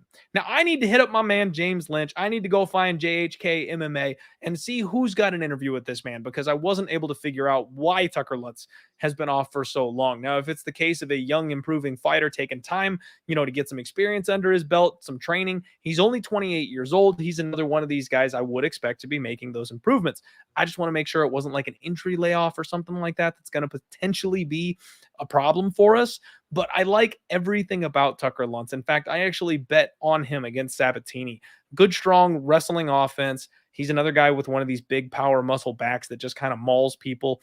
Good range control, and he does a good job of being all in or all out. He'll keep it at the range where he's not in danger, or he's in your face, he's in the clinch, he's dragging you to the ground. Looks like he's been training hard. If you check out his Instagram, he does have a really powerful lead left hook, lots of feints, sets up his shots and his takedowns really well. Like I said, I like everything about Tucker Lutz. I think he's justifiably the favorite in this spot, and especially as long as he survives that onslaught at the beginning of round 1 from Daniel Pineda, he should cruise and win this fight. And frankly, he should probably find himself to a finish. Tucker Lutz, that's all I got to say. Avoid the round 1 bomb. What you got here, Dan? Listen, man, Pineda at one point was just such a potent finisher, and I still think he is. But you got to understand this. You know about the PFL story, right? Like, he made it to the finals, and then he popped, and his fights got overturned, and this and that. And for you to pop in PFL, that means that you were on like the Flintstone vitamin. You were harvesting the garden of life, fruits and vegetables. You were injecting the kind of needles in your ass that your masking agent wasn't on point, because PFL, like, a lot of people like to joke that PFL stands for PED Fight League, and they are super lenient with their drug testing. So for this guy to pop there, like, he must have been on horse fucking tranquilizers or some shit, bro. Cause like yeah, and he just hasn't looked the same, when he first came into the UFC for his second stint. A lot of people don't know he had a stint back in the day, but for his second stint, comes in there against Herbert Burns, is looking good, does this thing. But the Swanson fight, progressively you kind of see, he's getting a little bit softer around the midsection, and then those issues of him, kind of fatiguing and fading past round 1. Well, now without the gear, that's more evident than ever, and looked even worse against Feely. Now, to his credit, he has been active grappling. He actually went to a draw with both Grant Dawson and Davi Hamosh, 2 high-level grapplers. But granted, there's no strikes involved in grappling matches, but that's still, at least he's been active competing a little bit. But that was back in fucking 2021, so he actually hasn't been that active. I don't know if he's been cycling off now. I don't know if he's found a new doctor. He's got a better masking agent, because if you can get me back to, the old school Pineda, the one that, ran through that undefeated Russian in PFL, that ran through Jeremy Kennedy, that was on his way to winning that million, that, really turned his life around, that had that split decision with Manuel Sanchez and Bellator. Like, I think he'd whoop Tucker Lutz's ass, but I'm just not convinced he's that guy. I think he's 37, 38 now. Now, granted, he's from Texas. Is Tucker from Texas as well? I think there's a chance. I think he is. So it's Texas versus Texas. I believe this is Texas versus Texas. I know for a fact Daniel is Texas. It's just about if Tucker is or not. The thing about Tucker is, like, he's not going to impress you with his athleticism. He's not going to, one-punch knockout guys, but he's kind of like one of these kids that he's tough, he's durable, and he can just kind of push a pace. And if you start to show him any kind of weakness in terms of slowing down, that's where he will turn up. So he gets past this early jiu-jitsu storm, which is a serious jiu-jitsu storm. At least it used to be back in the day. Then he should be fine as the fight progresses. But at minus 275, I have zero interest in betting Tucker Lutz. He needs to call up Alistar over him. Get back on the good stuff. Get that horse meat going, Exactly. No, man, I'm with you there. Let's watch him at weigh-ins. Let's see. This is like dangerously close to, retirement type of setup here for Daniel Pineda. He's on a bit of You get knocked out by Cub Swanson. You take the no contest eye poke from Thiele. You've been laid off for 3 years at 37 years old. He might say fuck it and get back to the needle. If he comes up, melting a urinal, pissing hot, then everybody play the round 1 Pineda props, because he'll come out looking like a monster and get it done, and then just kind of fuck off. When the UFC tries to hit him with a suspension, he'll hang it up at that point. Go out on a win, baby. But if he comes in looking relatively normal, if he comes in looking like Vitor did after they took his TRT away and he's a little saggy, I mean, I'm going to be all in on Tucker Lutz. I already like Tucker Lutz in this spot. I think he's good enough to stay safe early on. I think he's got the grappling credentials to be on top in the scrambly positions if it hits the ground, and I think he's the better striker of the two as well. But your dog is barking, so Pineda's live. He's going nuts. That's a sign for the people. Link thinks that Daniel Pineda is live in this spot. I do apologize. Flintstone vitamin Pineda incoming.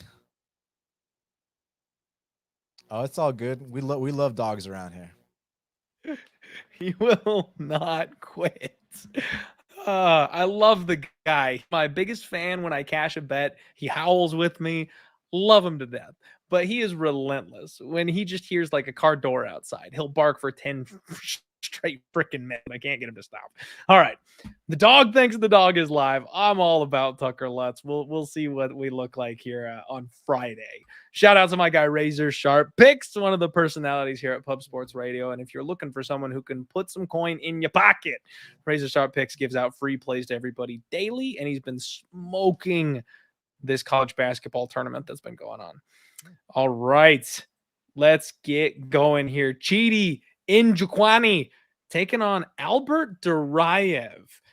Chidi has one of the graveliest voices you'll ever hear in your entire life, and it always catches me off guard. I don't know what I was expecting from Chidi, but it sure as hell is not what he sounds like. Listen to his interviews and stuff like that. I don't know if he's just a lifelong smoker or he sounds like he could be a good voice actor, man. That's his retirement gig. He needs to call somebody up and do some voice acting. He'd be a very, very good anime villain, I think. He is taking on Albert Duraev, 15-4. Duraev's 1-1 coming off the Contender Series. Just got done getting his ass beat by Joaquin Buckley. That was a tough fight. I mean, he showed some heart. He showed some toughness. He stayed in that fight, even though he was getting beaten up pillar to post. And it was really the swelling on his eye that stopped that fight. The doctor stoppage that got it done. Not a true KO. But I think there's something to be said for his attitude in that fight, Dan. He was telling the world that was an easy fight. Training with Buckley in the past, he knew what he was getting into. I'm going to beat this guy easy. I think he sleptwalked through that training camp. I don't think that was Duraev's best effort. And Buckley beat the brakes off him. And we've seen the improvements that Buckley has been making. We've seen how hard Joaquin Buckley has been working to round out his game. And the fact that he was able to defend all those takedowns and keep it standing where he had, more explosive power. I just think Duraev was not prepared for the improvements that Buckley had made. And if you go in there selling your opponent short, you can get beat. You can get beat by somebody maybe you should be able to take out.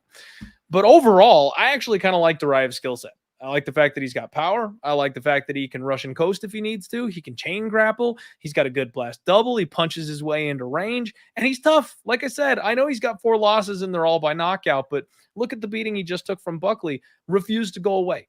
And even in his first fight against Roman Hopilov, who we know now is not a bum, after seeing his last couple of fights, kid's shown some serious improvements. He stayed tough in that fight too. He had to rally in that 3rd round to get it done, and he did. I think Duraev's decent, and I'm not going to say amazing. I'm not going to say incredible. I was pretty high on him coming off the Contender Series, as far as some of these Contender Series fighters are. Relatively, I was okay on Duraev. I'm going to walk it back just a little bit. I think he's decent. Chidi Njokuani, 22-8. He's got a ton of experience. They're both 34 years old. He's coming off a really, really bad knockout loss to RoboCop. If you guys remember, that's the one where you could see like the veins in RoboCop's forehead because he got split open. Maybe the most graphic picture in UFC history.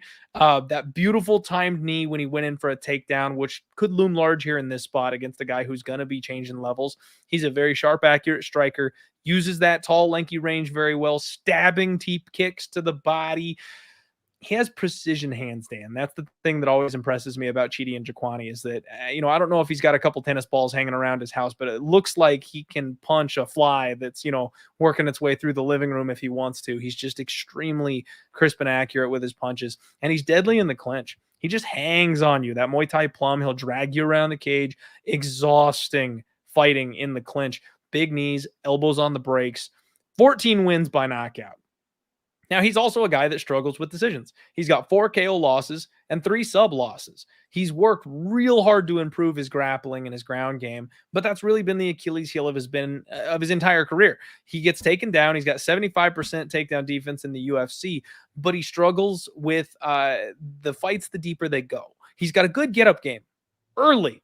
The later the fight goes, that get-up game isn't quite there anymore. I still kind of question Chidi's gas tank a little bit. And the thing I find most interesting about this fight is that he opened up plus 145. And it's just been a flood of money on Chidi and Njokuani, now sitting as a minus 160 favorite. Frankly, Dan, I kind of lean more with the opener than where this line currently sits. I think this may be another little bit of recency bias where everybody remembers Duraev just getting the brakes beaten off him by Buckley. And again, I think he undersold that fight. I think he did not come in prepared that fight. I think we're going to get a redoubled focused and angry Albert Duraev in this fight. Now, does that mean Chidi's not going to smoke him and knock him out early? Because he absolutely can. No, he could absolutely do that. But I'm not laying minus 160 on Chidi, a guy who we've seen break under the pressure of his opponents, and Duraev exactly the kind of guy who will break you over the course of a 15-minute fight. I'm leaning dog or pass personally. What about you? Yeah, I'm leaning pass. I mean, both these guys are very liable to piss you off if you have a bet on them, but they're Very both true. super talented, man. And back to the talk about, the whole, well, in the gym, he used to whoop Buckley, but in the fight well, that's actually a recurring theme. Word on the street is Albert Duraev in the gym is one of the baddest fucking dudes there. It's just that sometimes doesn't quite put it together under the lights, which, you've heard about a lot of people, over the years. And then with Chidi, obviously, about his physical attributes, 6'4" with the 80-inch reach, and guy's a nasty striker. His feints are absolutely disgusting. And he has patched up some holes in his game. He has a black belt in jiu-jitsu now, but, I thought that he was past certain things because I don't know if you watched his Bellator career back in the day. I mean, I'd max bet this guy against Melvin Gillard back in the day. Well, you should see that face off so you can see the size difference and then watch the fight. And with Chidi, the criticism's always been that the guy is so talented and is so potentially dangerous, but sometimes doesn't do enough, sometimes doesn't let it go like you want him to.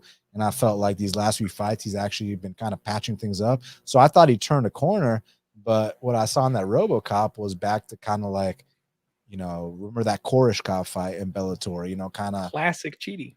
He resorted back to his old ways. And then with Duraev, he's standing wise, he's a very low volume. He's more on the chinnier side. He's been knocked out in all his losses, but he does have a path to victory here. If he can get on top of Chidi, wear him out, I mean, that's his path here. So this is literally the epitome of striker versus grappler. I'll lean Chidi, but I could agree with you on this being a dog or pass situation. It's a pass for me. You're going to sit back and enjoy it. Both coming off brutal losses, so I don't really feel the need to invest in either. We'll just sit back and see. Show me. I don't mind it. Fireball and popcorn, baby. This would be a good opportunity to sit back and have a drink, get a little snack, and watch what happens on this fight. I'm leaning more towards the dog in this spot, I think, a little bit than you are, Dan. I don't know if I'll get to a bet. Again, I'm not sure. Always trust your balls. I may sack up and take this one, but I'm in no rush. I'm in no hurry because there's two things that might happen here. Money could keep on pouring in on Chidi, and I get a better line by Saturday, so I could just wait and take the shot when it happens. I also may wait entirely through the fight and live bet it. Because frankly, if Chidi is good old-fashioned Chidi and he's resorting to some of the old holes that he had in his game, then Duraev is probably going to lose round 1.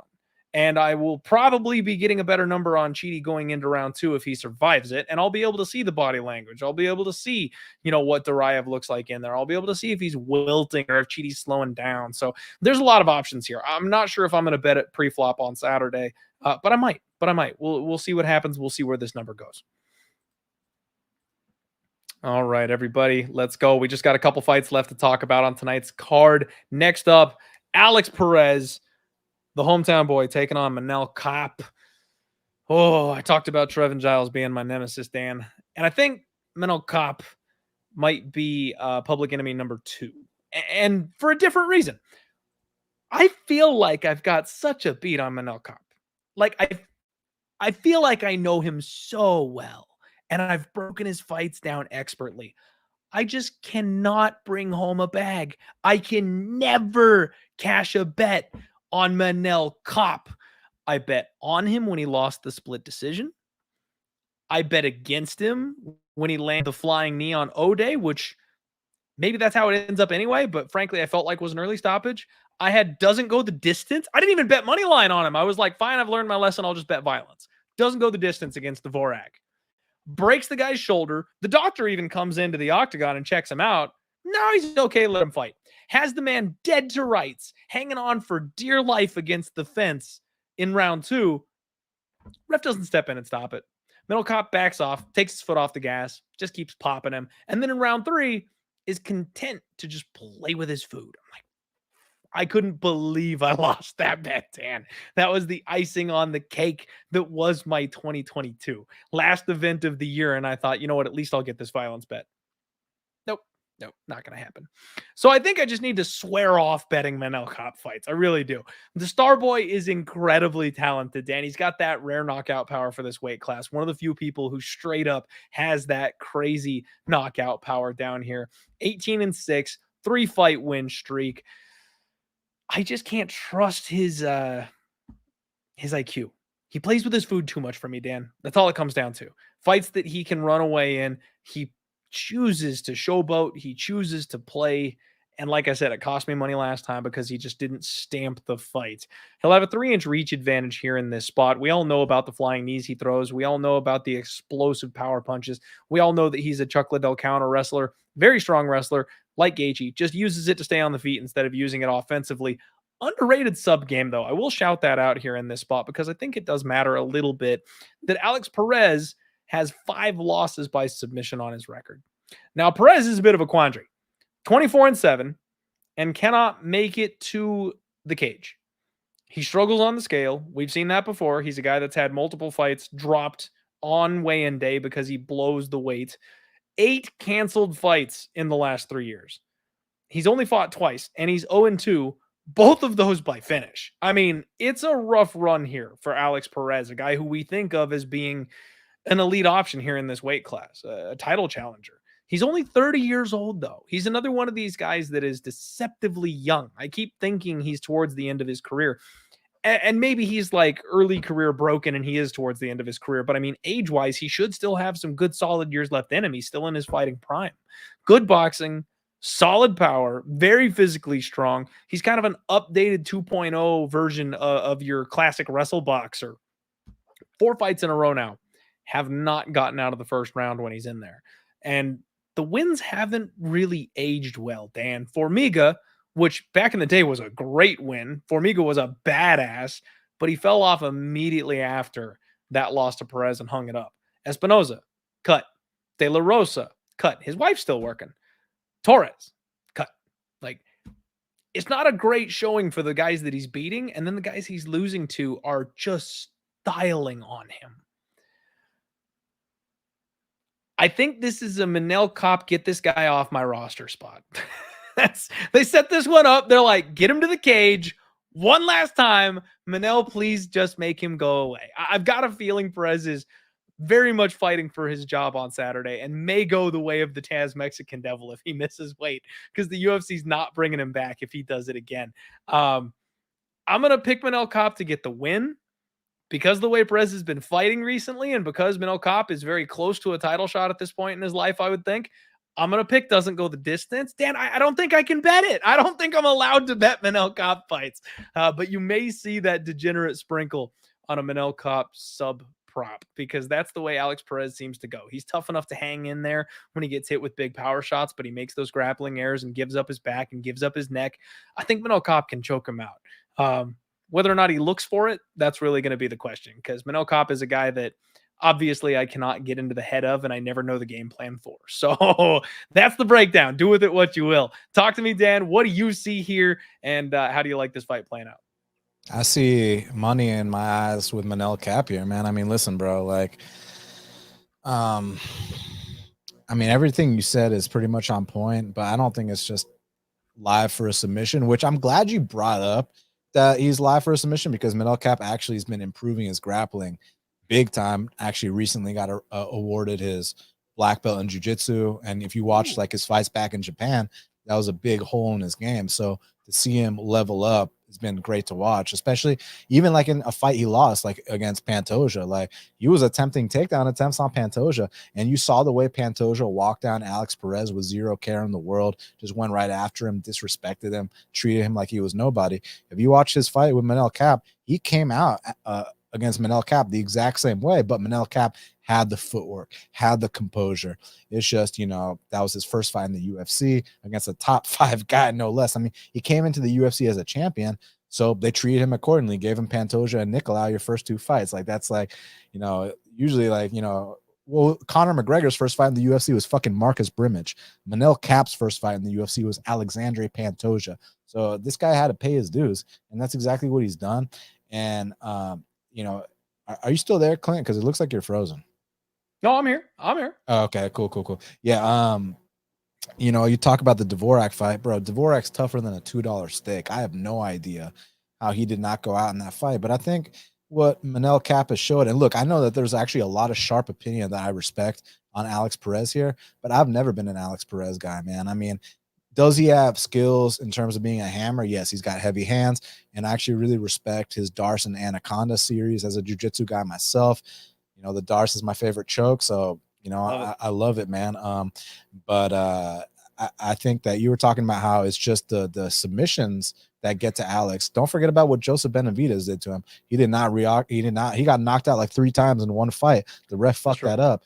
And when he starts eating these shots against Manel Kape, I think he's going to resort to his old ways. The guy can give it, but he can't take it. I don't think he's the toughest. Do I think he's skilled? Yeah, but I think Manel Kape is way more skilled. Like, when I watch Manel Kape like fight, even in those first 2 fights that he lost, like, it was just a matter of like a couple adjustments and you're going to be right there. Like, I see signs of a guy that can fight for a title. I see signs of a guy that could potentially be a champion. So basically, it's just about, because he comes in there fighting like a champion, you know, thinking he's got 5 rounds. Let's take a round off to kind of, you know, feel our opponent out. And then sometimes it's too little too late. But I think those last 3 fights, he's been making big adjustments, and you see some special elements of his game. His hand speed is absolutely ridiculous. His composure in there, his defense in there. I like everything about Manel Kape. It's just about, you know, don't just sit back and act like you already won the fight before it's even happened type thing, which I don't think is going to happen here, because Alex Perez, for better or for worse, he's going to come and try to fight you, which is going to give Manel Kape the openings he needs here. So I'm interested in this Manel Kape minus 170. I think he styles on Perez. I don't know if it's going to be a knockout. I think that's live. I think the submission is live. Like you said, Manel Kape's grappling has been improving. But I think a decision's live too. If he wants to, you know, drop him, but you know, showboat a little bit, style on him, get a decision, I'm cool with that. But most likely, I think Manel Kape gets this guy out of here and secures a title shot. You know, fight the winner of Pantoja versus Brandon Moreno. I'm pretty sure that's the next title fight. I think Manel Kape's next after that, man. So yeah, I said at the beginning of this year, I think me and Liam Picks Fights did a little, you know, our top 10 boldest predictions for 2023. So far, some of them have come true for me. You know, I said Jamal Hill would be champ. I said Valentina Shevchenko would lose her belt. And then I was wrong about, I don't remember the one I was wrong about. Conveniently, I forgot the one I was wrong about, right? But there was one. Oh yeah, I said John Jones would take his first L this year, because I thought he was going to fight I thought he was going to fight Francis, and then Francis left. was what it was. So I'm gonna be wrong about that one. But I said Manel Kape's gonna fight for a title. I stand by that. And I mean, it went from -200 to -170 because respected sharp action did come in on Alex. Like guys I know personally who I respect a lot went in on Alex here, but that doesn't intimidate me at all. At the end of the day, I trust my reads and my gut and my instinct, and that's telling me to take this -170 on Manel Kape, and that's exactly what I'm going to do. And I think he comes out here, and I think he makes a statement against Alex Perez. I agree with you. I just, my luck has been awful on Manel Kape, and I promise you, if I do pull the trigger and bet it, we will lose. All right, so don't bet it then. I will not mush your Kape bet. If anything, Dan, I'll play him inside the distance, or I'll play the sub sprinkle. I'll play something like that to avoid mushing your straight money line bet there on Manel Kape. Thanks, brother. Anything for you, my guy. So I'm with you. I'm picking Manel Kape, and word for the people out there, this may be one of those opportunities where play the inside the distance. If his knockout is +120, but inside the distance is even money, the sub is live. I'm just saying, you may want to take inside the distance, save the couple extra pennies if it's not that big of a gap between the knockout and the inside the distance. Because while I think the knockout is probably more likely, the sub is definitely available. And or just say fuck the guessing work and play him straight. Yeah, exactly. Or just play it straight, and I'll stay away from it. But my guy Eddie calling the round 3 TKO sprinkle, I don't mind that one bit. I don't know if is Alex durable enough to make it to round 3 though? I was just gonna say, I don't know if he's built to make it to round 3, but we'll see. We'll see. I'll be very, very closely watching this one on Friday, because whether or not Alex makes it to the scales is always the question. All right, everybody. Dang it, dumb dog. All right, sorry, some kid went by on their bike. Oh my God. Hey, dog, stop barking, because don't tell me Alex Perez is live here. Stop it. I think he's drunk. He's not to be trusted today, Dan. He's been having Fireball and popcorn early on a Monday night. Yep. He's hitting the bottle a little quick this week. All right. Next fight up, we've got Andrea KGB Lee. She is a big, tasty underdog. Tamires Barber coming back here in this spot. Now, a lot of you are probably familiar with the fact that I am essentially a Macy Barber hater. I have mentioned how I like opportunities to, bet against her where I can. She's always overvalued. I think that, she came in talking about breaking John Jones's record. And I was like, girl, sit down. Like, I'm just not overly impressed with Macy Barber. But now we're at that point where Macy Barber's taking her career seriously.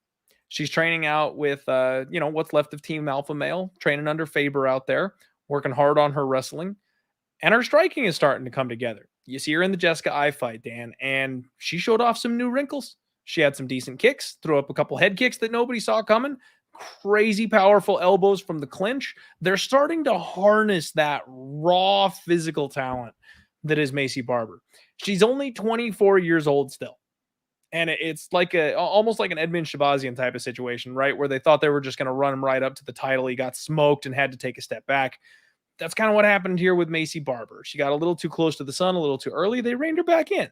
Now at 24, she's starting to fill out here just a little bit. The one thing I don't like is that she's still very sloppy at range. She's strong in the clinch. She pummels really well, which those of you who haven't taken a grappling class, that's where you dig for the underhook. That's pummeling. She gets in on those underhooks, and she is powerful when she gets on that body lock.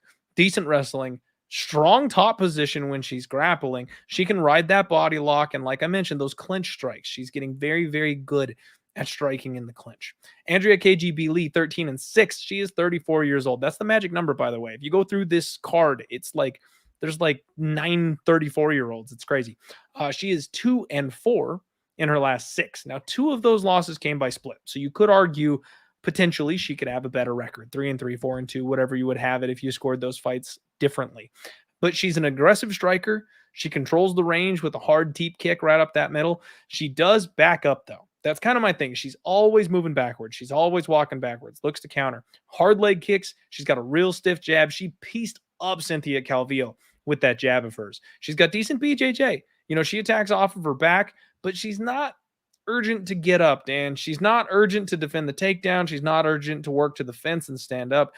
She's willing to just roll for arm bars on her back. And we've seen that this day and age, that's kind of a losing strategy in mixed martial arts at this point. She does attack, triangles, arm bars. She can catch a sub here and there, but it's low probability. Andrea Lee will have a 4-inch reach advantage here in this spot and just a 56% takedown defense, which is concerning. Now, she does come to fight every time. I think this is that changing of the guard spot, Dan. I've been talking about it for months now. I think 2023 is the year of the changing of the guard. We're going to see a lot of these fighters who have been around for a long time, and they're going to fall to these young up-and-coming contenders. We're seeing it in front of us, live in action. Last week, we saw the welterweight champion replaced. I think Andrea Lee at 34 years old is prime to be beaten by a 24-year-old who's got 10 years younger than she is, who's got a lot less miles on her body, who's got the exact type of game plan that gives Andrea Lee troubles. I think Maycee Barber, the one thing I always say about Barber, Dan, is she's a bully. She's a bully. If she has a physical advantage over her opponents, she wins. Point blank, period. If she can't bully you around the cage, she probably loses. Like the Miranda Maverick fight. She lost that fight. I don't give a fuck what anybody says. She lost that fight. Miranda Maverick got robbed on the split decision that night. She's improving. She's getting better. I don't know that she finishes KGB. She gets submitted. She gets tapped out. She's not really someone who gets knocked out ever. In fact, she's never been knocked out. But I do think that Maycee Barber will do enough. I think she'll pin her up against the cage. I think she'll drag her to the mat. I think she'll sit on top of her. The ground and pound TKO will be live. I'll look at the number. Don't get me wrong. I will look at the number because there's always that chance when a fighter gets older. But I think it's Barber time, man. I really do. I'm finally ready to say I think Maycee Barber convincingly wins a fight. Minus 245 is the price tag now. So some money has come in and pushed that up. You always have to be a little bit cautious laying chalk in women's MMA. And you could see KGB Lee show up and make this competitive. But I think we're seeing the work ethic from Barber, and I think we're seeing her listen to her coaches well enough. She'll drag this fight to the ground. She wins this one. What do you think, Dan? Yeah, I mean, you got to take into consideration Andrea Lee is going to walk out here with a cowboy hat. We're in Texas. These judges might like that a little bit. But listen, man, Very true. I don't like betting where I have a bias. One thing I pride myself on, because people always like to say, oh, you only bet on this guy because he's your friend or this, and that's actually total bullshit. I got plenty of friends that fight, and not all of them are winners. You know what I'm saying? So I try not to bet where I have a bias, and I have a big bias against Andrea Lee. Like, it takes a lot for me not to like someone, and I do not like Andrea Lee. I mean, she was married to a neo-Nazi named Donnie Aaron, and guess who she rebounded with when they got divorced? With Tony Kelly. So I She's don't got a type, is what you're saying. I don't respect Andrea Lee as a person. I don't what she stands for. I just think that she's a piece of shit. Now, does she have some skill standing? Absolutely, and she actually is a better striker than Maycee Barber. But even going back to when I saw her fight Montana De La Rosa, I think it was in like Greenville, South Carolina. I made the drive. It was Korean Zombie versus Moicano that night. Like, even in that fight that she won, she's getting taken down easily. She can get bullied, and that's what you said. Maycee Barber is a bully, and she's been paying her dues, man. I mean, ever since that fluke injury against Roxanne Modafferi, she goes in there against Alexa Grasso, who's the current champion. Yeah, she lost that fight, but she won a round against Alexa Grasso. I thought she fought pretty damn tough against the champ. The Miranda fight, I bet Miranda there. It didn't go our way, but like, it was still a hard fought, honest fight. Then she really put it on Montana.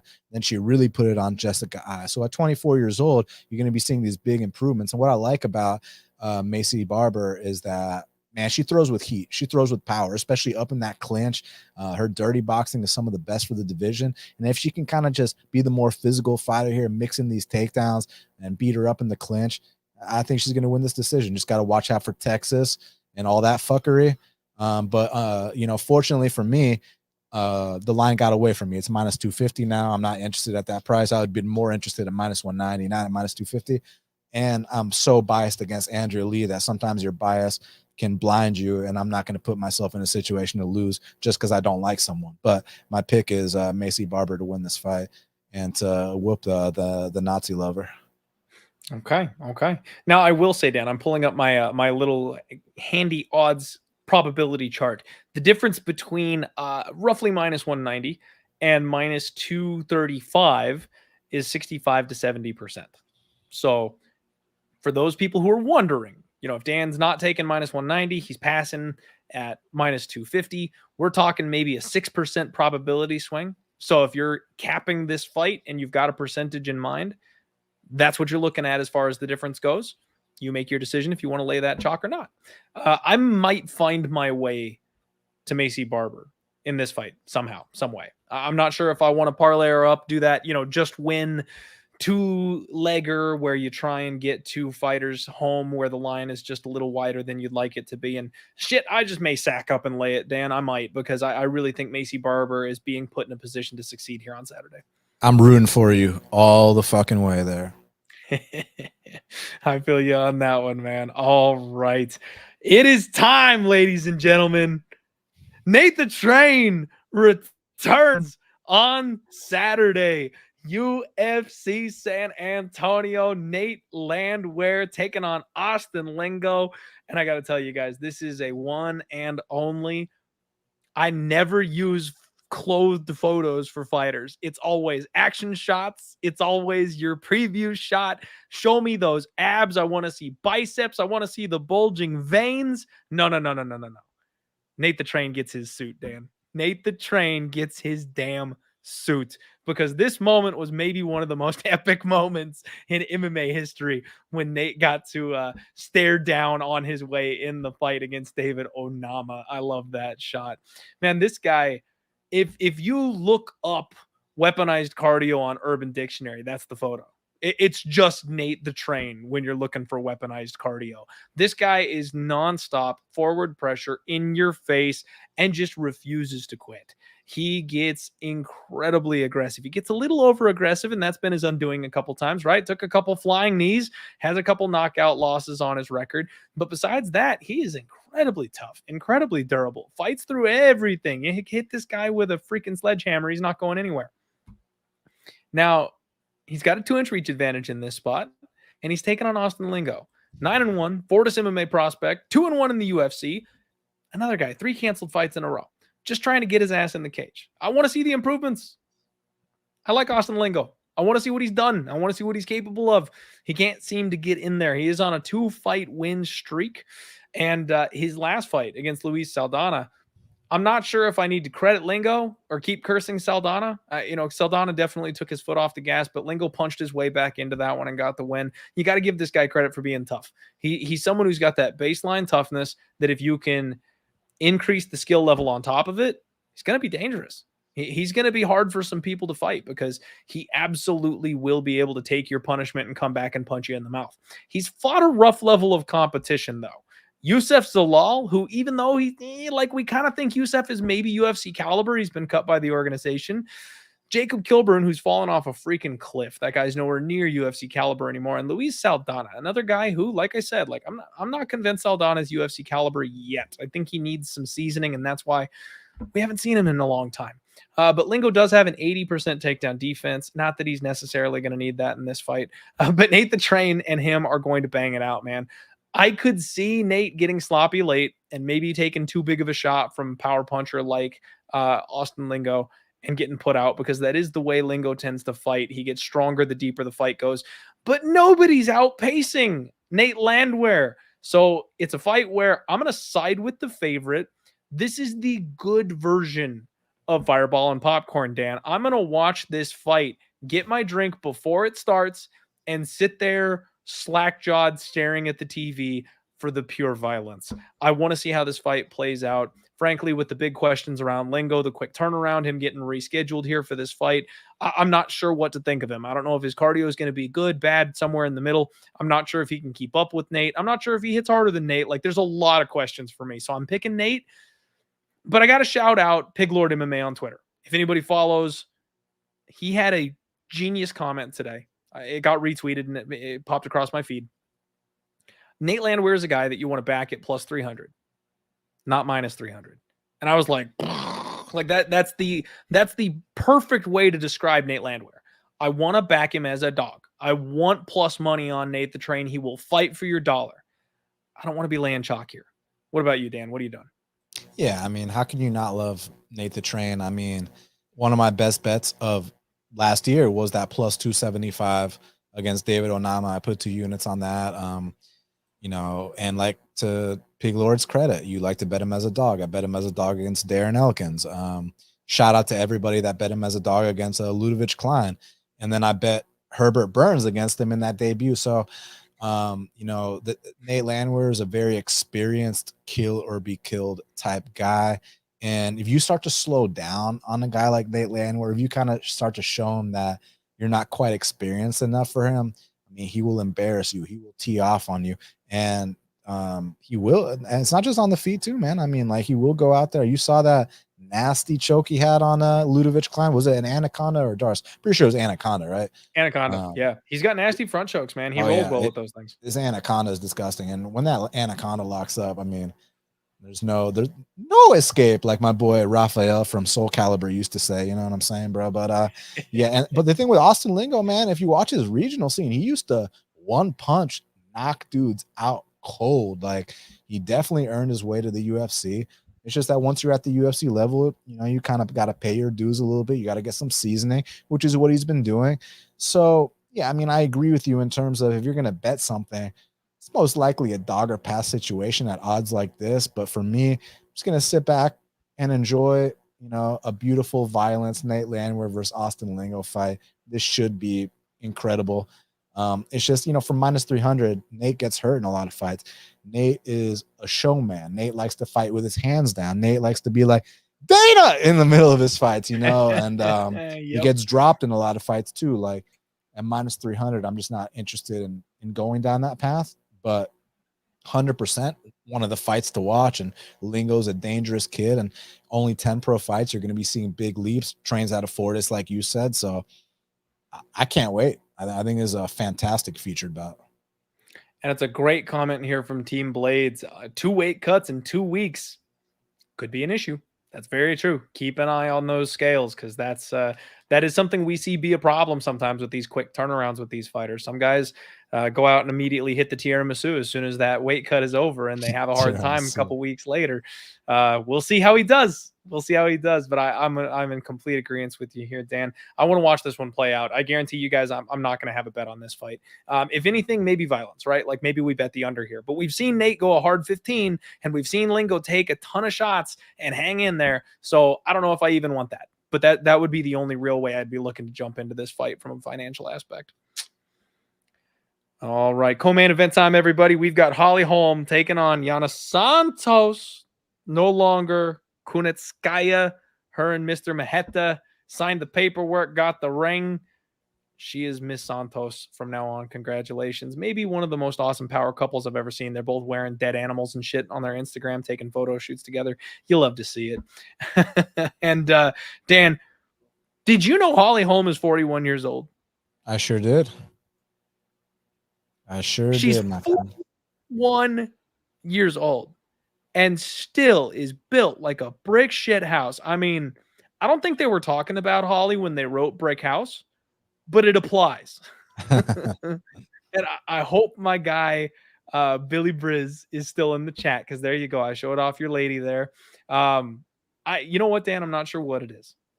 I just got this soft spot for Holly Holm, and she can have whatever she wants. Maybe it's because she Hulk me and carry me to the bedroom in both her arms. I'm not sure. She's not my usual type, but she can have whatever she wants. I love me. You can have whatever you like.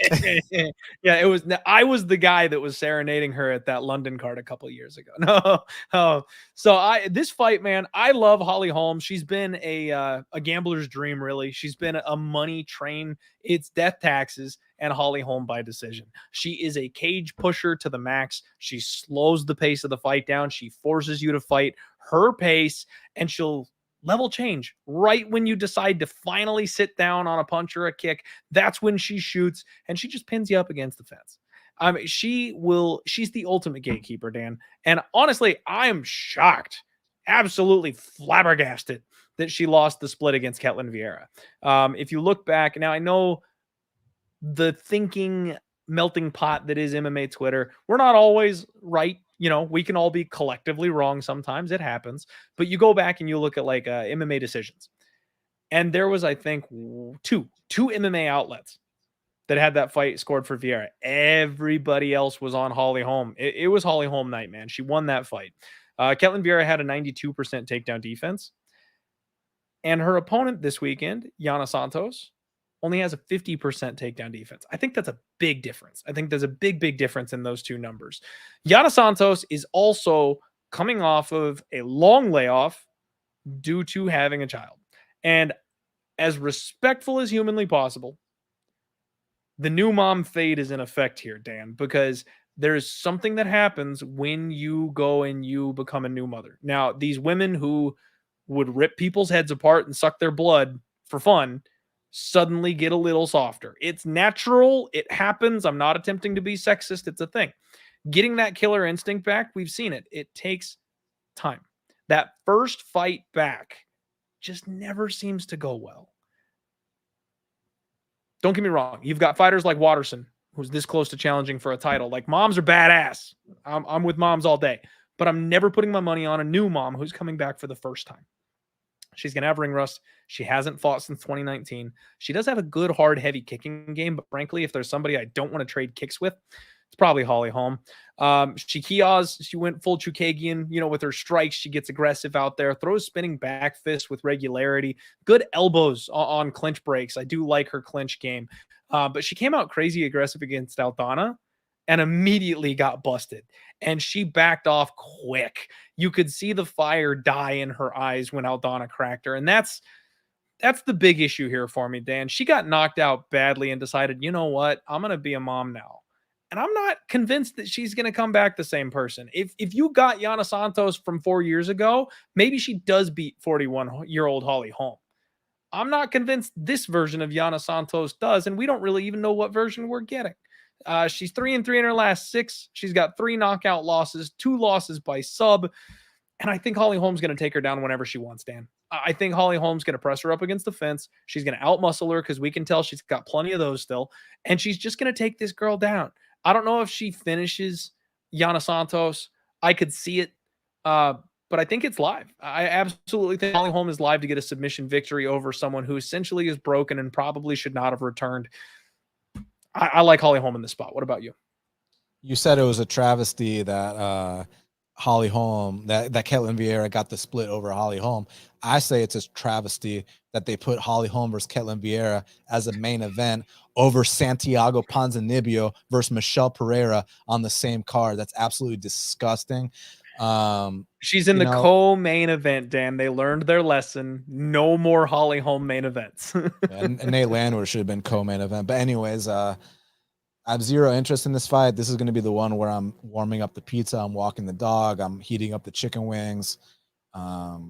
Yeah, man. I mean, look, respect to Santos coming back from the baby, but what past form? I mean, she got knocked out her last fight before the baby. So, yeah, give me 41-year-old Holly Holm to win an ugly, clinch-ridden decision. I'm not interested in talking about this fight or watching this fight. Let's talk about Chito Vera versus Cory Sandhagen. All right, Dan. I like it. Quick to wrap it up and move on to the good stuff. Good luck to everybody betting that fight. It's main event time, folks. Hit the like button if you haven't already. We got 213 live viewers in here.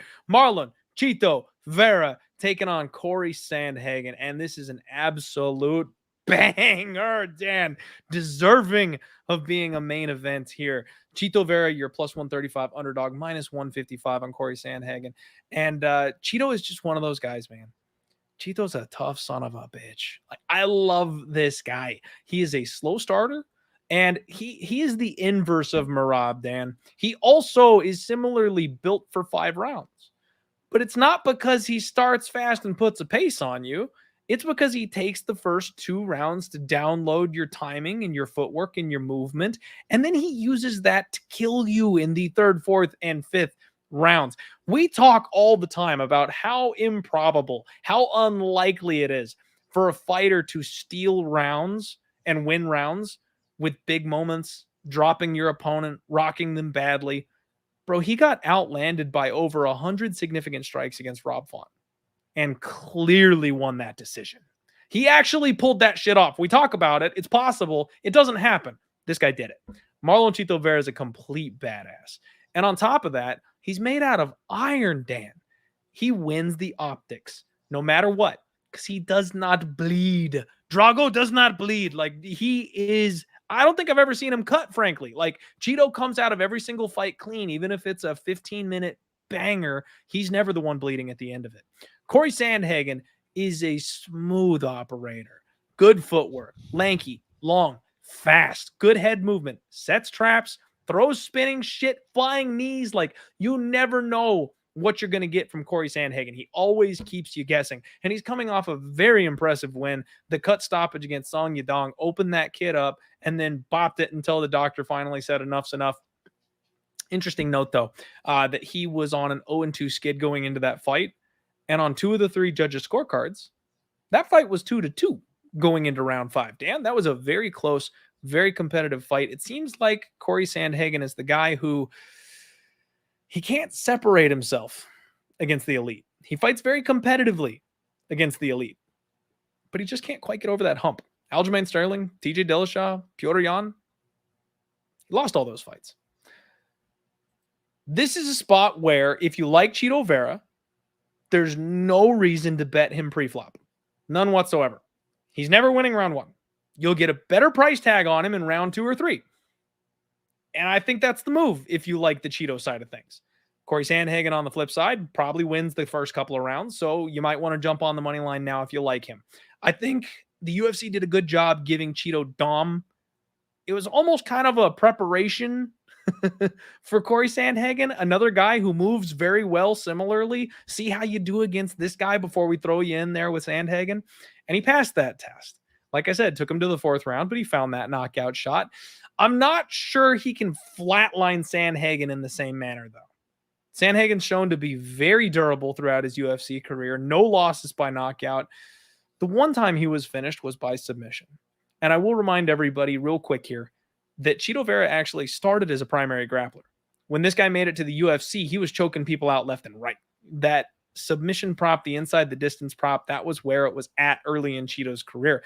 He doesn't really go to the grappling all that often, Dan, but frankly, I think that's a very clear path to victory for him in this fight if he chooses to take it there. Now, I know this is Sean Strickland-esque wishing he's not going to shoot the takedown, but if he were to end up in a scramble, if Cory were to mix things up and keep him guessing and change levels, if this thing ends up on the ground, I think Chito would be very live to snatch up some kind of a submission and get the win that way. I'm not stepping in front of Chito, Dan. It's that simple.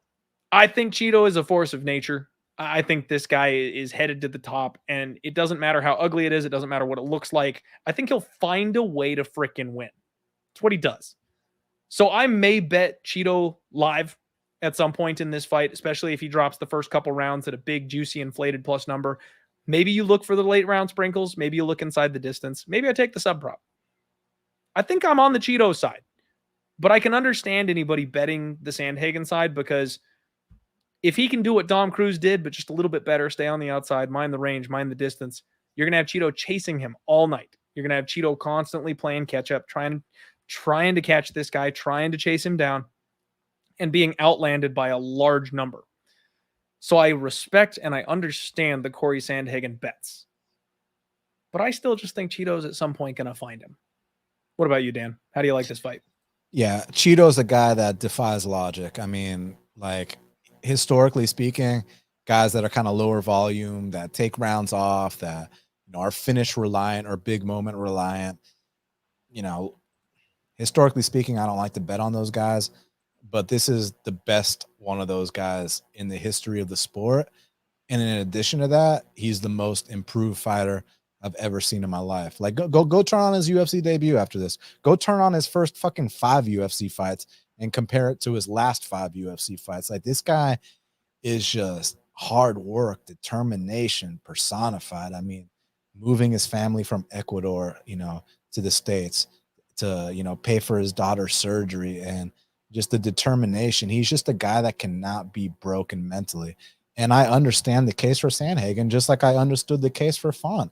Yes, Cory Sandhagen is going to outland Chito Vera in terms of the numbers. It's probably going to be like 93-44. It's just that the difference in the impact of the strikes is what's going to make the difference here.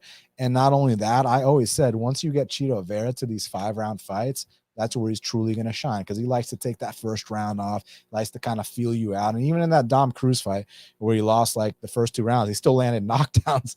And whenever he decided to let his hands go, he knocked him down. And I'm not sitting here saying he's going to knock out Cory. You know, Cory's a very durable guy, but Cory's also a very hittable guy. You saw Peter Yan drop him. You saw Yuri Alcantara almost break his face. You saw even, what's his name? Song Yadong was getting off very early, won the first 3 rounds. Now, granted, Song Yadong also has a win over Chito, but that was a 3-round fight. And you saw the way that fight was headed.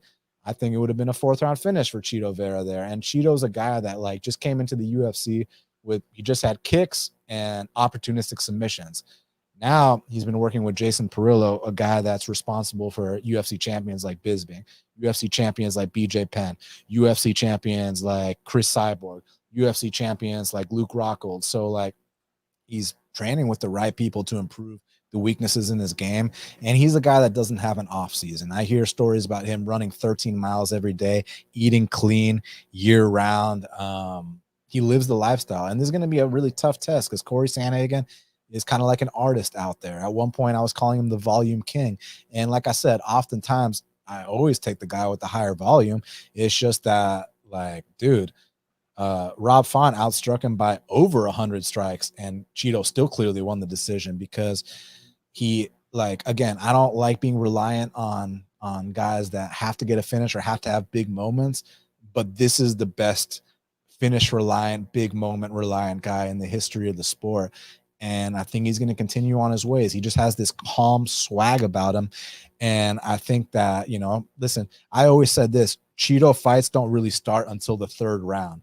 That's when you really see him go to work. Like even like back in the day with the Brad Pickett fight, first 2 rounds, I mean, I don't know what that was, but in the 3rd round, you start to see the glimpses. You start to see the volume pick up. And the way I've always described Chito Vera's style is chill, chill, chill, kill, kill, kill. And I think that's exactly what's going to happen here, man. I think that, again, the strike numbers, Cory Sandhagen's going to outland him. I mean, you're not going to get a debate from me. It's going to be like 93-44, but I think the big moments are going to come from Chito Vera. And when it's his turn to land his shots, I think he's going to make it count. I think he's going to sway the judges, possibly get a finish. I mean, he does have the most finishes in the history of the bantamweight division. And back to what I was telling you, you know, I made some bold predictions with Liam at the beginning of the year about Hill being a champion, about Kape fighting for a belt, about Jones taking his first L. Fuck, Francis left the UFC, so that's not going to happen. But one of my other predictions was that Chito was going to fight for a belt too. I'm not backing down from that now. And I'm getting dog odds here. So, yeah, I'm taking Chito Vera to beat a very tough Cory Sandhagen. And props to Chito for taking this fight because this is a very dangerous fight for him. Like, I like completely understand, like I said, why people are taking Sandhagen because the output difference is massive here. It's just that there's something different about Vera, the way he fights, man. Like he can literally take rounds off and get away with it. And it's one thing to do it once or twice, like, you know, like Trevin Jones did it once or twice and landed a fluke knockout here and there. Chito's like done it like for like the last, how long has this dude been? This dude's been in the UFC since 2014. You understand what I'm saying? We're approaching 10 years, Clint. And this is not like a Trevin Jones where, you know, he got his ass whooped by Timur Valiev, then landed a fluke shot, lost the first round to Mario Bautista, landed a fluke shot, then never won a fight again. This dude's been making this style work for fucking years, and now he's getting better. Now he's in the top 5. Now I think he's ready for his title shot. So he's got a very formidable challenger, a guy that I hold in super high regard, in Cory Sandhagen, and a guy that I don't have a single bad thing to say about.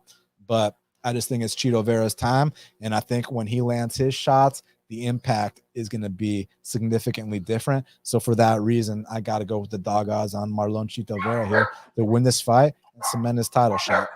And your dog agrees. So let's go, Chito. There he goes. It's Chito season, baby. Back-to-back main event underdog winners.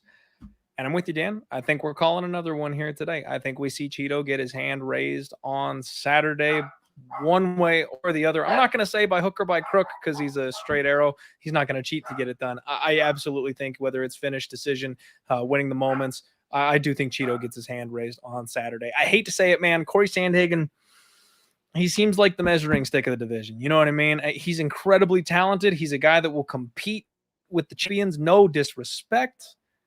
I just think he's always going to be that guy that falls short in the division. Cheeto season, let's go, baby. All right, everybody. You got 2 straight hours of fights, gambling, and bets. And at the end of all that right now, I have 0 locked in bets. Give me a follow on social media if you want to find out my official bets and my card. After talking with my guy, Dan, I do have a couple that I'm interested in. I'm sure I will have action for you here on Saturday. As always, for those of you who have been around, you know. For those of you who are new because of the heater I've been on, just remember, I'm your friendly neighborhood degenerate. Make sure you go out there and you gamble legally, gamble responsibly. Bankroll management is exceptionally important. Make sure you're not overreaching on anything you're putting your money on. And I am not a professional gambler. I am your degenerate friend. I come in here and I'm a fan of MMA and I throw money at this sport because I like to do so. Take everything you hear on the show with a grain of salt. If you choose to bet, understand you are big boys and girls, and you need to own the money that you put into play. Never gamble more than you can afford to lose. Thank you all so much for tuning here on the show. Dan, my friend, we lost your video. We can't see your beautiful face, but if we can hear you, you're welcome to have the floor and shout out what you got coming up. Yeah, I don't know what happened. My camera died and I tried to log in from my phone. Can y'all hear me okay? We can hear you just fine. You're coming in clean and clear, man. Okay. Yeah. So sorry about that, guys. But either way, thank you so much for having me. Thank you to everybody that tuned in. Y'all know where to find me. My podcast, Half the Battle, and then on Twitter at Best Fight Pick. So truly grateful you had me on. Look forward to doing this again. And let's cash these bets, man. You realize, Dan, the next time you and I are going to be on a show together is probably going to be when Jamal Hill defends his title, right? Oh, yeah. When he knocks out the great Yuri Prohashka. Dude, their little back and forth. I'm coming. That's what she said. No, hey, and again, for those of you who don't know, who aren't familiar, it's tradition that Dan comes on this podcast for Jamal Hill Fight Weeks because him and I have been the 2 chest beaters out of everybody on the planet, saying that man was going to have gold around his waist. We've been saying it, we've been shouting it from the mountaintops. It happened, and we're both saying he's going to defend that belt against Jiri. So get ready for dog odds on the champ, baby. Sneak peek for that main event breakdown in a couple of months. All right, Dan. Love you, buddy. Thank you so much for coming on the show. Chat. Love you all. Thank you for hanging out with us tonight. If it wasn't for you guys, there would be no Die Hard MMA podcast. I am forever grateful to you guys for everything you've done for me. Thank you for spending your Monday evenings with us. Good luck out there. Kick some ass. Be good people. Just don't be dicks. Let's roll.